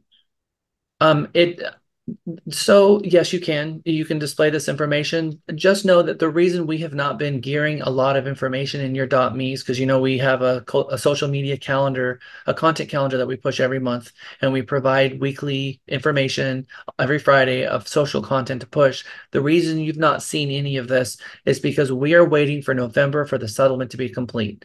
And as soon as it's done, we're going to have a massive campaign of pushing information about the value of using a real estate agent and our practices and what they've always been, because NAR has asked us to stay completely silent and complicit with that silence all the way through when the settlement agreement has been finalized, because right now it's not finalized. And all of the proposed settlement agreement that we're under right now can be ripped out from under us if the plaintiffs believe that we are not going to, in good faith, put these practices into place. They're required to be put into place, and we'll begin putting these practices into our normal business on August 17th.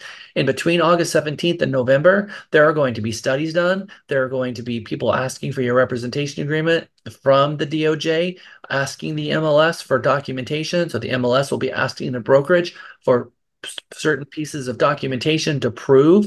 There's going to be a lot of that between the 17th and November. Once the settlement agreement is finalized, then we get to tell our story. Sorry, I remember you saying that now. I have another question. It's regarding slide 38. You were talking about that the broker can change any agreement if approved by the buyer or their attorney. And then we talked about paragraph 12A1B that we cannot add commission to that paragraph. Okay, how do those relate? All right, so let me break that down. When we are a party to a representation agreement, we can cross it out and we can do whatever we want if the buyer agrees to sign it, but we're a party, so we can counter that document and we can propose changes as a broker to a broker agreement that we're a party. We cannot suggest or even bring light to making a change to a promulgated contract to a buyer. We can't say, hey, here's an idea. Let's make this change to the promulgated contract. Even bringing the suggestion to make a change to a promulgated contract is the unauthorized practice of law. We have to say, hey, I think you might want to talk to an attorney about this because of this. We cannot have any conversation with that. Now, if a client comes to us and we did not prime them by saying, I didn't tell you this, but if you were to tell me to do this, I have to do it and it's good for you. Unauthorized practice of law. So we cannot prime them. We cannot suggest, we cannot hint about making a change to a promulgated contract.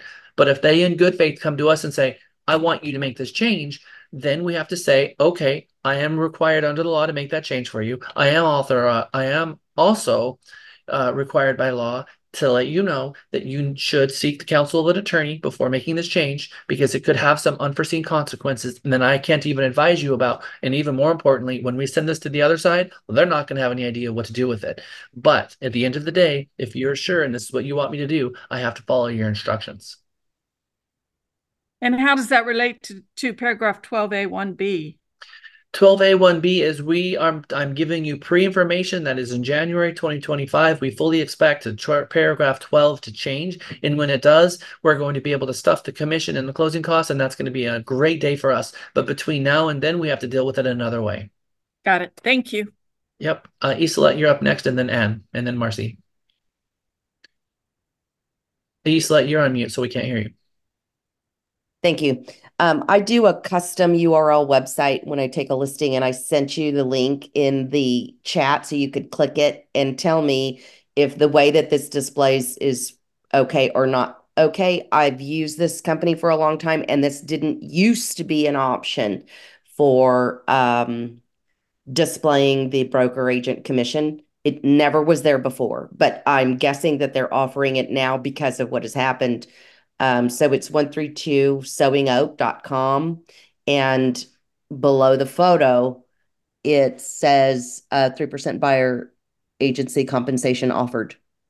Okay, so currently right now, we are not authorizing the display of compensation on any other website unless you take that website and you have it thoroughly looked at.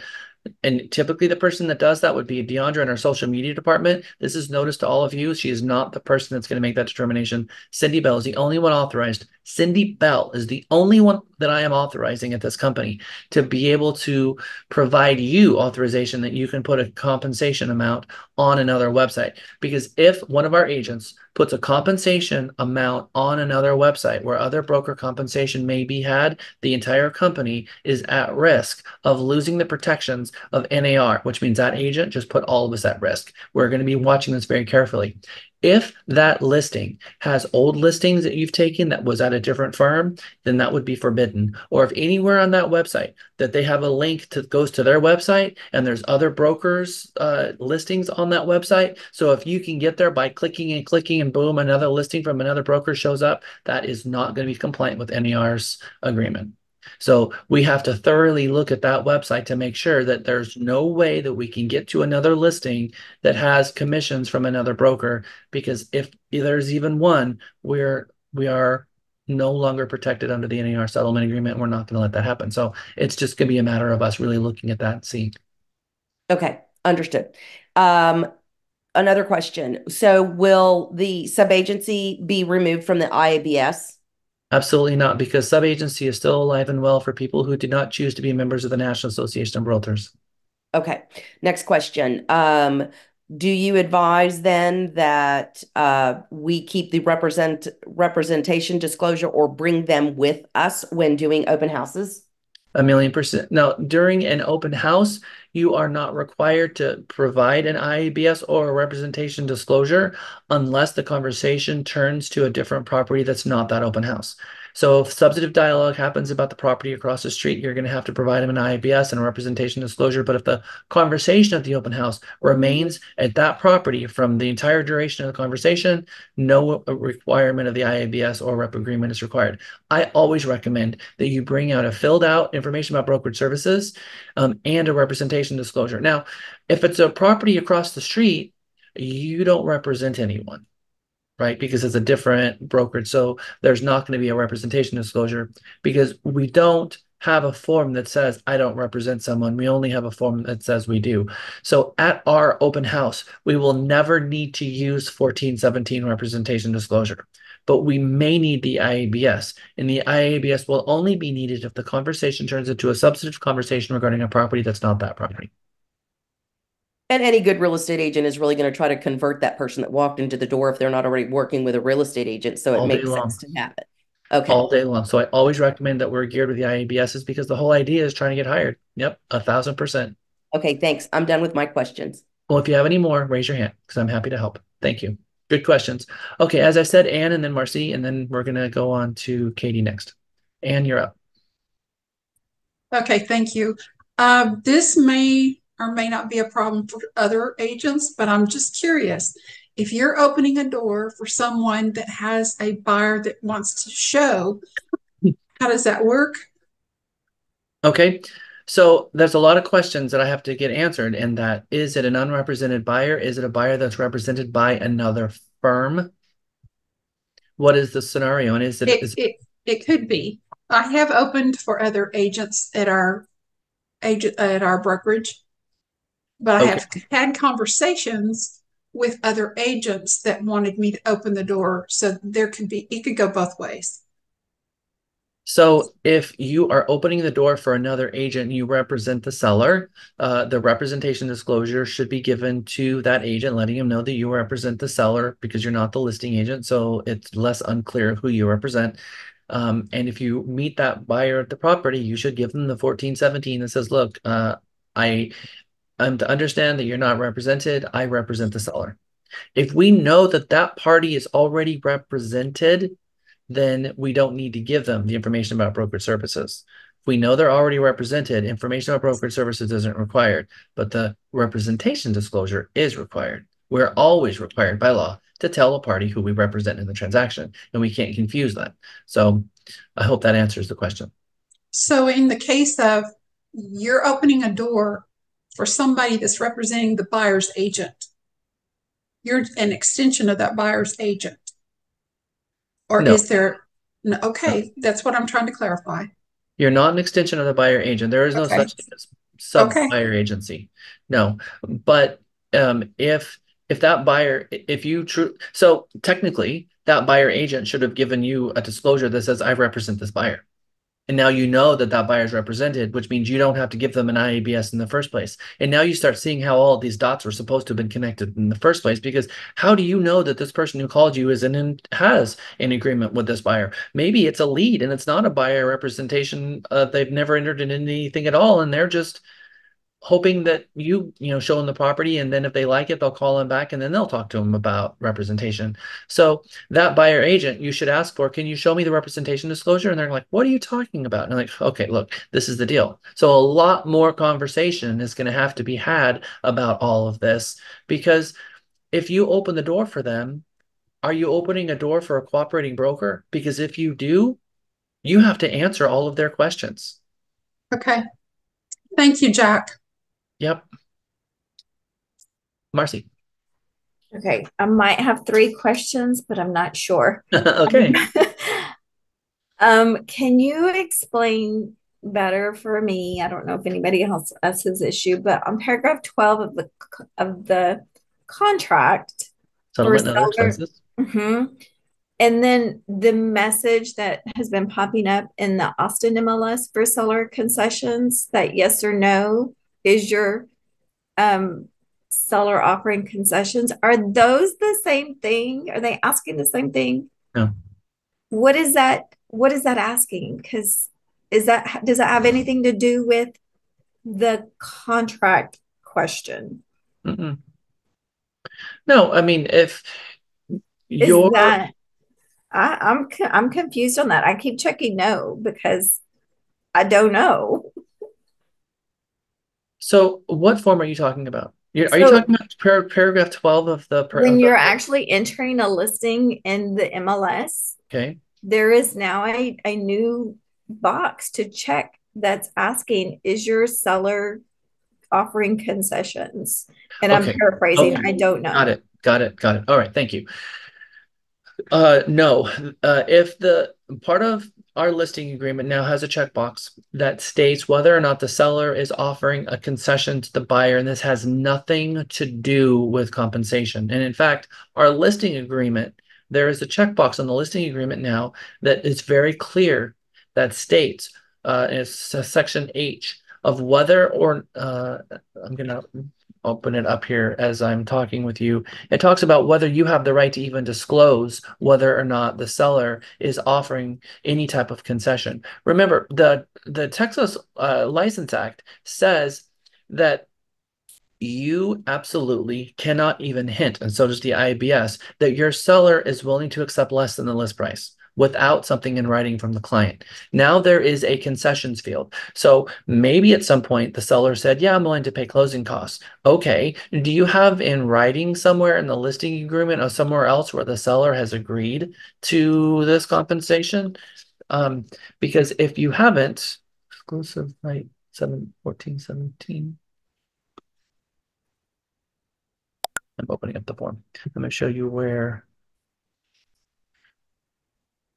residential listing exclusive right to sell 1101, right? Yeah. Okay. Let me share my screen.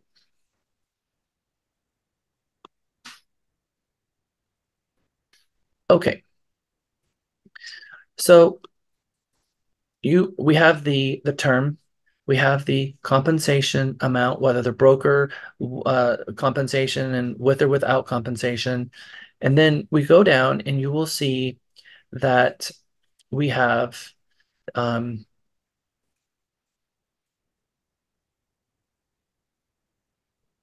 intermediary, it's right here. I don't mean to make this a lesson, but I was confused Paragraph on that. F. I had to find it first.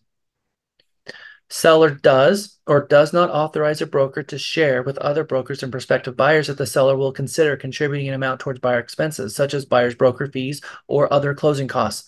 Seller is not obligated to pay any specific amount. So if they are offering cooperative compensation, or if they are offering a discount to the buyer to pay closing costs or something like this, then you have to check off F that says that you are now authorized in writing to disclose that. So then the listing pops up and says, is the seller offering some type of concession to the buyer? I will tell you that the day that this went into practice, we got 2 messages from Becky, who is the CEO of Central Texas MLS, where our agents put in 3% in that field, and the MLS, who is acting as the police, immediately took that 3% out, sent their broker, me, a message, and asking us to get with that agent because they believed that it was commissions. And in conversations with that agent, it was commissions, and it's a $25,000 fine. Now, they're backing off of slapping us that hard, and they're just going to have what's called data checker sending the CEO and the management, because the NAR and the settlement agreement has the MLS, and believe me, the MLS doesn't want to do this. Trust me, the MLS wants nothing to do with this, but they have been forced to be the police now of ensuring that compensation is nowhere in the MLS. And I mean, I know all of the MLS executives across the state of Texas, and they're just like, good grief. This is the last thing we want to be doing, is having to call our brokers and agents and explain to them why they can't put compensation in the MLSs. So that field is all about some type of incentive, and it can be a carpet allowance. It can be closing costs. It can be washer, dryer, fridge. It could be who knows what, but it cannot be anything to do with commissions. Correct. Okay. Excellent question. Stay there though, because that comes to another question I have. Okay. So where it says seller does or does not authorize, blah, blah, blah. So when we get that agent that's calling us to ask, we say, no, I can't, I don't have the authorization to disclose the percentage of compensation, correct? I mean, so in that case, no, the seller's not authorizing cooperative compensation, because if they chose that. If they chose that, if they put cooperative compensation in paragraph 5 above and then checked off here, well, you just created yourself as catch-22, because they told you to tell them and then told you can't tell them. Right. So these two things have to be very well suited and put in line with each other to make sure that if offer of cooperative compensation is offered, that the seller authorizes it here. Okay, perfect. And then the other question I had was about the representation disclosure. Yes. So I do, as the point person on it, am I the one completing that and sharing that? Like if I give a lead to another agent in-house, do I share that representation or they create their own? So if you share a lead means there's no representation agreement, which means you don't represent anyone. So you just refer that person to someone else. Okay. Representation agreement says I represent someone. So my representation is the listing agreement. Or the buyer rep agreement, yes. Yeah. Okay. Check. Thank you. Good questions. Katie, you're up. Yes, we have a question from the classroom. Melissa Boyd, you want to come up here so just so they can hear you? And we only have one question.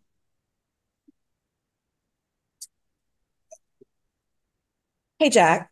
So my question, I've got a listing going live this afternoon and having an open house on Saturday afternoon.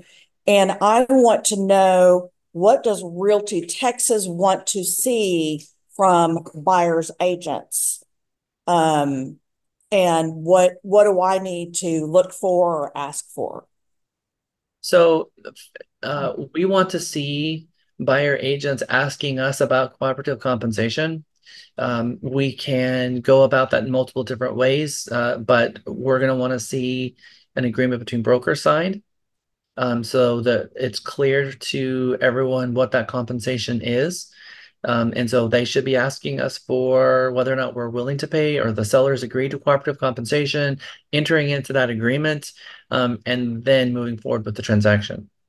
Now, the seller may say something like, well, if the seller has agreed to cooperative compensation and we've advertised that, then it's not going to be subject to the negotiation of the offer because the seller has already offered it, which is why some brokerages are pushing back and saying, we're not going to offer cooperative compensation. We're just going to let the seller offer it directly and the seller can pay, which is a very different thing. It's exactly the same thing, but different.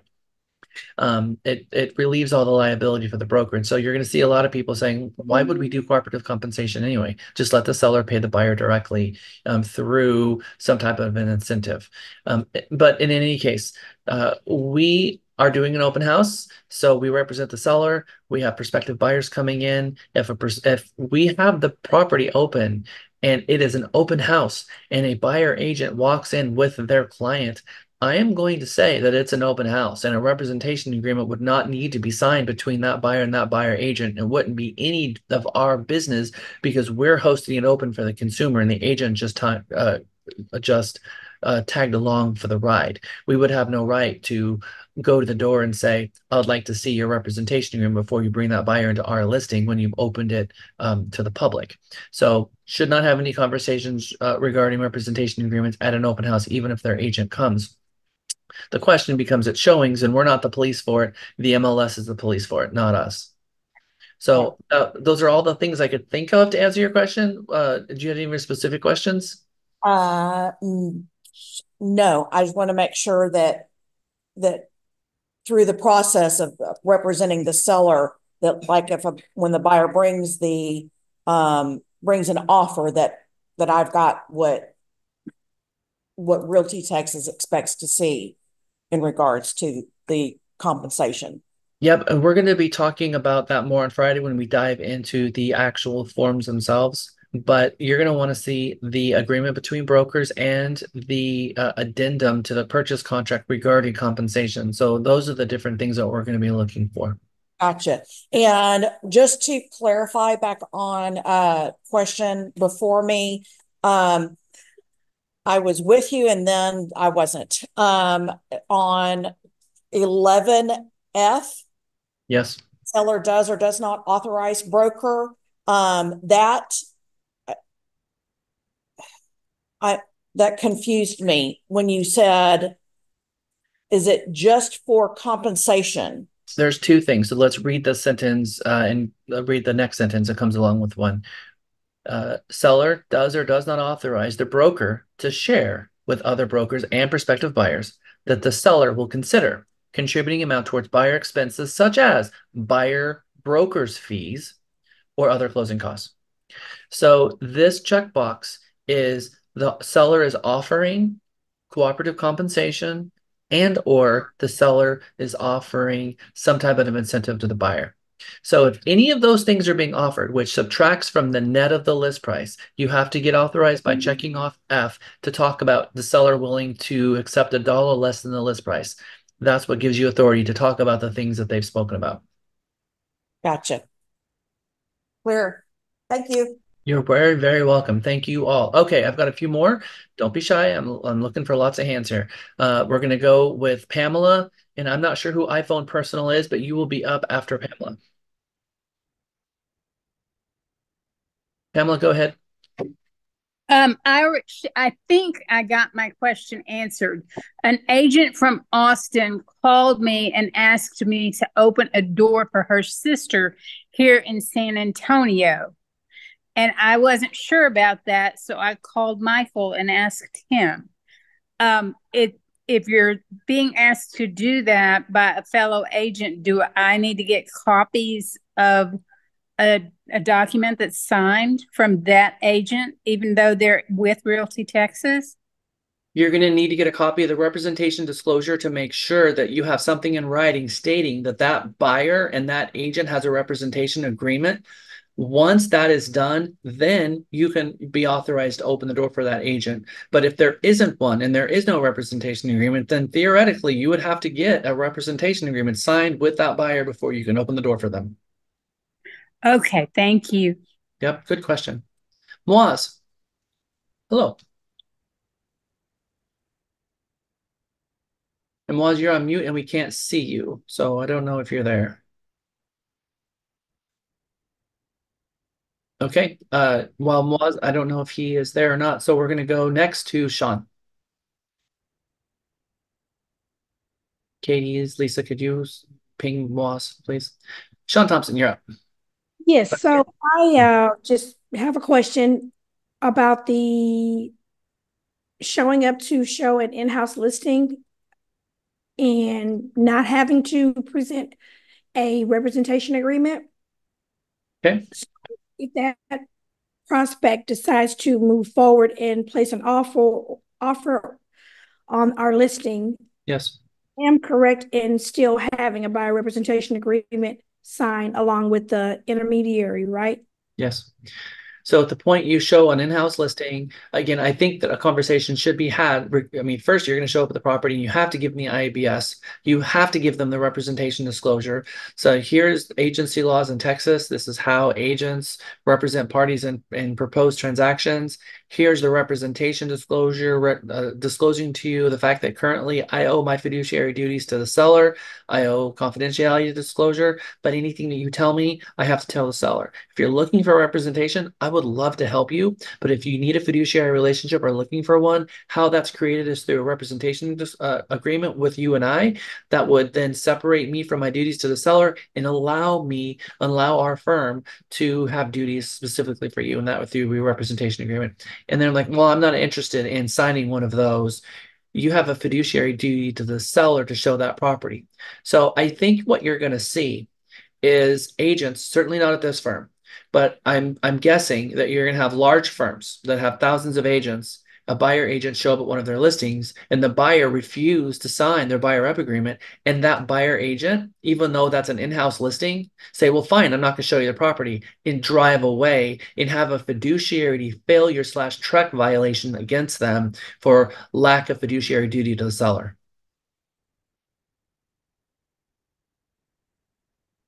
Thank you, Jack. Yep. So Muaz is having trouble getting his audio on, but his question is, with all the changes to the contracts, how does that impact the apartment locating aspect of real estate? It doesn't, because it doesn't fall under this guys at all. Remember, leasing, this doesn't fall under any of that. And so we are going to be paid a referral fee. And so there doesn't need to be a representation agreement. How we've handled apartment locating in the past is a referral to the apartment company themselves, and we get paid a referral fee because we don't represent an apartment tenant, because we're not able to provide the minimum duties by law. And one of those duties is to provide a CMA for them. And it's very difficult for us to actually be able to provide a tenant for an apartment, a CMA. How would we do that? So because we don't have the ability to truly offer services that would stand up and hold true in a truck violation and protect ourselves, the best way to accompany that is to let them know that we don't represent them and that we in anyone, and then refer that business to the on-site locator. You can still be paid because you are simply doing a referral to them. Does that make sense? And if you have any follow-up questions, put it in the chat with Lisa, and then I will answer any follow-up questions. I'm going to go in this order: Victoria, Michelle, Sunny, and then Ann Howe. And EBAC 454, please rename so I know who you are. Victoria, you're up first. Hi. Okay, I just want to confirm. So I have a pretty new lease listing, and I use the new lease listing agreement. Okay. So I don't need to use any other documents about this commission, right? Because it doesn't include leases, is what Well, you're it saying? does. It does include leasing in the terms of cooperative compensation, but the representation agreement doesn't need to be signed to tour a lease listing property. Okay. So I know we were waiting on some sort of proper document for the lease listing compensation. Am I wrong, or is that already? No, all of our representation agreements are already in place for all the lease listing stuff, and we are 100% good to go. When it comes to cooperative compensation, technically, we none of the lawsuit stuff is going to fall under this purview, but it's going to be the next lawsuit. So we want to make sure that we have the documentation to protect ourselves in the future. So we want to have a representation agreement signed before we tour the property. We want to have a true and honest conversation about compensation and also maybe about a retainer, because we know that tenants can sometimes be fickle and just disappear, and we spend a lot of work with them. So retainers is a good conversation to have with them, and then have a representation agreement before you show the property. That is best practice. It's our policy, and it hasn't changed since the beginning. So our policy has always been representation agreement and then show properties. But now the change in offer of compensation, we're going to have to call the other side and ask them, are you offering cooperative compensation? Because it's not guaranteed, because commission's not going to be in the MLS. Maybe they are, maybe they're not. And if they're not, guess what? The tenant's going to have to pay. Well, and I understand that. I mean, as the listing agent of the lease, is there a document I'm supposed to be giving the other side about the compensation? Yes, it would be agreement between brokers. And Okay, the just agreement between brokers has the compensation for a lease or a sale. It has both on. Okay. I thought they were different. Okay, so it's for a lease or a sale. Okay. Yep, 100%. Thank you. Yeah, good question, Victoria, actually. Michelle Lafortune. Happy birthday. I will always remember your date now. The date that will live in infamy. I know, it's like, okay, regarding paragraph 12, if we use it for compensation, do you think it will eliminate the opportunity to negotiate closing costs in favor of the buyers? No, I think what's going to happen is you're going to, I mean, it all works out to be the same. If you have 2 glasses of water and you pour into a bucket, you can't tell what one glass of water was versus the other. So all of this money is throwing into a net sheet, being blended up and pops out the other side as proceeds to the seller. So at the end of the day, it's not going to change. It's just not going to change. Isn't it like the seller's going to say, like, I pictured that. You're going to see 6% in buyer closing costs. Instead of the seller paying 6% in commissions, the buyer paying 3% in closing costs, the seller's going to pay 3% in closing costs, and the buyer is going to ask for 6%. The seller's going to pay 3% in commissions and pay 6% in buyer closing costs. No. Yes, exactly right. The seller's going to pay 3% in commissions and 6% in buyer closing costs instead of 6% commissions and 3% in buyer's closing costs. It's literally going to be the same thing. The same bucket. Okay. As far as like all the form would change on June 24th, yes. Do you anticipate any further changes when it hit the market and now suddenly like they say, oh, we should have write that this way or this way? I really want to focus on what we have now, and I do anticipate some changes coming that are positive, especially to 12A1B, and we're paying very close attention to TREC, which is why I hope I see a lot of you come to the TREC meeting on Monday, and they're going to talk to you about what their proposed contract changes are, because the one entity that we're all looking at isn't Texas Realtors, and it's not NAR, it's TREC. We want to know what they're going to do with the contract. Are they going to try to modify the contract to align with the farm and ranch contract, or are they going to just simply modify paragraph 12? TREC hasn't decided yet, and that's evident in listening to the broker lawyer committee, because none of them are on the same page. So they've still got some more work to do before they're going to flush this out, come out the other side, and that's good. Changes of this magnitude, TREC needs to make sure that they're doing their job of protecting protecting the consumer and they're getting this right. Because what I don't want to have happen is what Texas Realtors did, which is fumble the ball over and over and over again when they delivered to us, forms providers and agents, the same version of the form 6 different times within 7 days with revision after revision after revision. Chuck isn't going to make that mistake. They're going to slowly, methodically get this right. And in January, they're going to push out a form that's going to help us with this. And my belief and feeling is it's going to happen through paragraph 12, settlement and other expenses. Okay, sounds good. Now, my last question on MLS, will you be able to include our compensation URL under private remark, or where is it going to happen? Oh, no. Okay. No, there is a website field, and Yes. Katie and Miguel are going to have a conversation regarding that during their next Tech Tuesday. And so more to come on that, but there has been for a long time 3 fields: a website field, yeah, branded virtual tour, and an unbranded virtual tour. The website field is where you want to put the URL of your website, and in the notes say, for more information regarding this listing, visit my website in the URL. And this can be on private remark. That can be in public remarks or private remarks because is it public? Yes, because this is just more information about your listing is on your website. So inviting people to come and visit. 1,000,000% yes. Thank you, sir.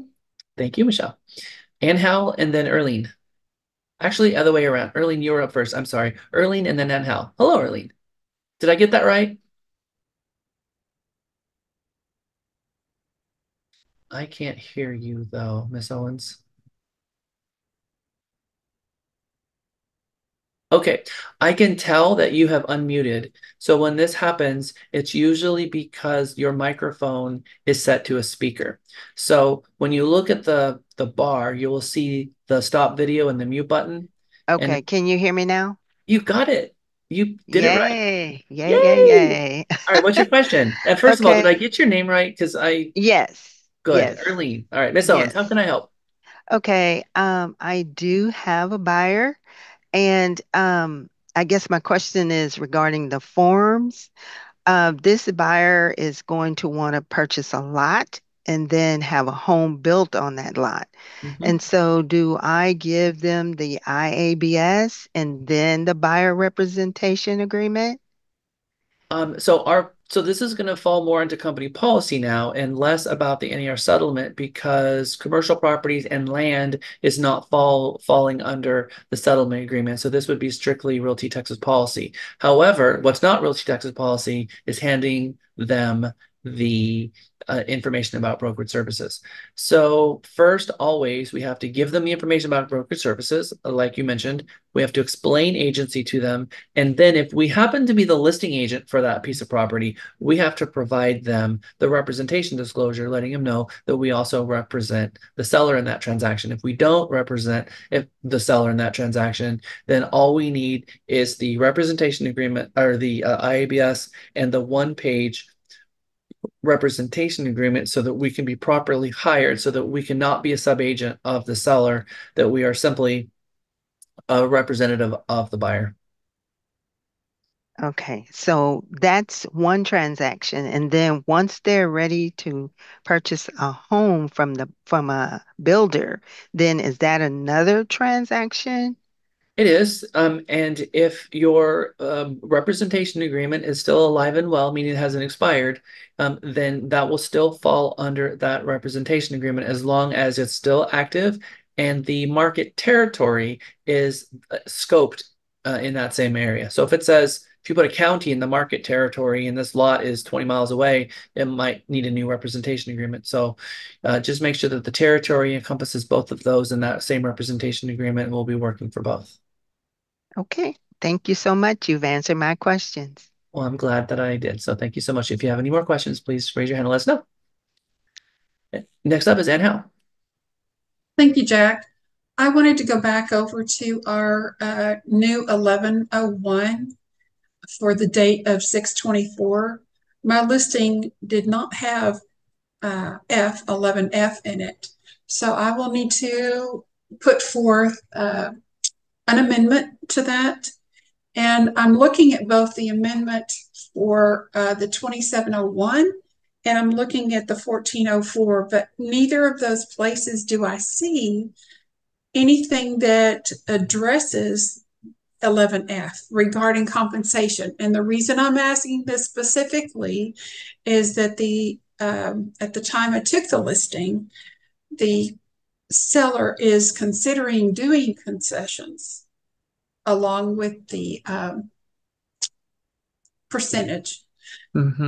So, and I don't have anything yet from them in writing. So how do I address that? Okay. We have this form TXR 2701. Right. I'm looking at that. Okay. So for 2701, trying to get it here, this is the one that you need to bring where it says for listing agreements, client means seller, landlord concerning the following property. Paragraph 8A includes payment of compensation to the other broker working with a buyer or tenant. Okay. And so this information adds, it deletes paragraph 8B and it applies paragraph 8A and it brings your listing into compliance. Everything in here, bringing into compliance. Then I guess another question, just piggybacking on that, in order to be very clear and transparent, do we have to have, I will get something in an email written from them saying that they want to go forward with that. Then is that where we add that to it? How does that work? Because it doesn't say specifically for me to understand in that paragraph 8A that there's any specific amount. Well, you already have the cooperative compensation and the listing agreement already. And so it was just, I believe, an 8F in the old agreement. So you already had cooperative compensation in there and they already agreed to that. And so it's just adding the additional language for the disclosures that's required. Okay, thank you. And we're going to go through all of the listing agreements line by line on Friday. And if you have any specific questions regarding any of these, please reach out to Cindy and she'll open up your rooms and she'll walk you through it step by step. And I'm here as a backup for Cindy as well, because we're getting a lot of questions and that's good. That means we want to do the right thing as pursuant to this settlement agreement that we have been thrust into. Okay, I don't have any more hands raised. Boy, what a great amount of questions we had. I really appreciate all the questions you guys have brought. Do we have any more? Who thought that we'd be going till 1 o'clock? My goodness. But I'm glad that we did. Good information? Are you guys feeling confident? Yes, everything was good. Thank you, Sunny. Victoria asked my question. That's why I just wrote. Did she? I don't have any question. Yes, Victoria asked my question. I got it. Understood. Victoria Thank you. Asked your same question and we answered it. Good. I want you guys to be optimistic. The last 100 years, we've seen a lot of changes. Remember, back in the turn of the century, there was no such thing as buyer agency at all. Everything was buyer beware. Idiot captor. Everything was buyer beware. And then buyer agency came up, and in the 1990s, everyone was freaking out because the world of real estate was going to come to the end because all of a sudden now we're representing buyers and the sellers are going to be harmed to this whole thing. And just a big old nightmare situation happened. And guess what? Practice changes, but real estate thrived. And practices are changing here, and real estate is going to continue to thrive. We happen to live in the best country in the world, in the best state in the nation, and the best markets in Texas for real estate.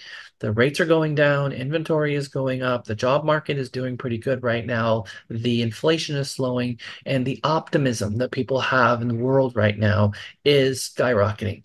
You know, you go back 6 months ago and they're just kind of had this feeling of doom and gloom, but there's just something going on. There's something going on in the air, optimism, and people are just feeling more optimistic. And optimistic people is the undercurrents of an economy that continues to thrive.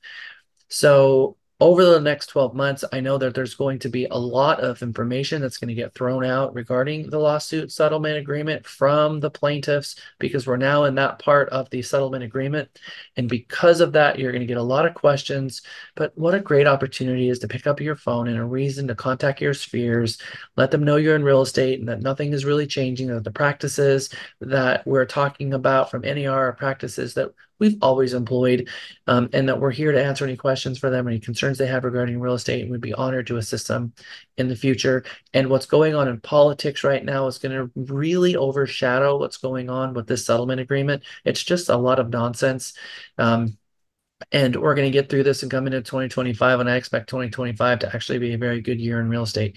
You asked me that question in the heart of the 7.5% interest rates last year. I would have said I'm just not sure. But heading into 2025 and the 5% interest rates, it's an entirely different conversation altogether.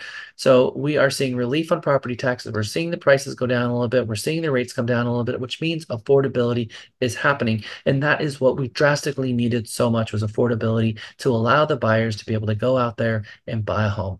So good days ahead for us in real estate. Don't be afraid of these changes. This is all good stuff. Representation is good stuff. Having conversations and getting hired to do the job is even better stuff.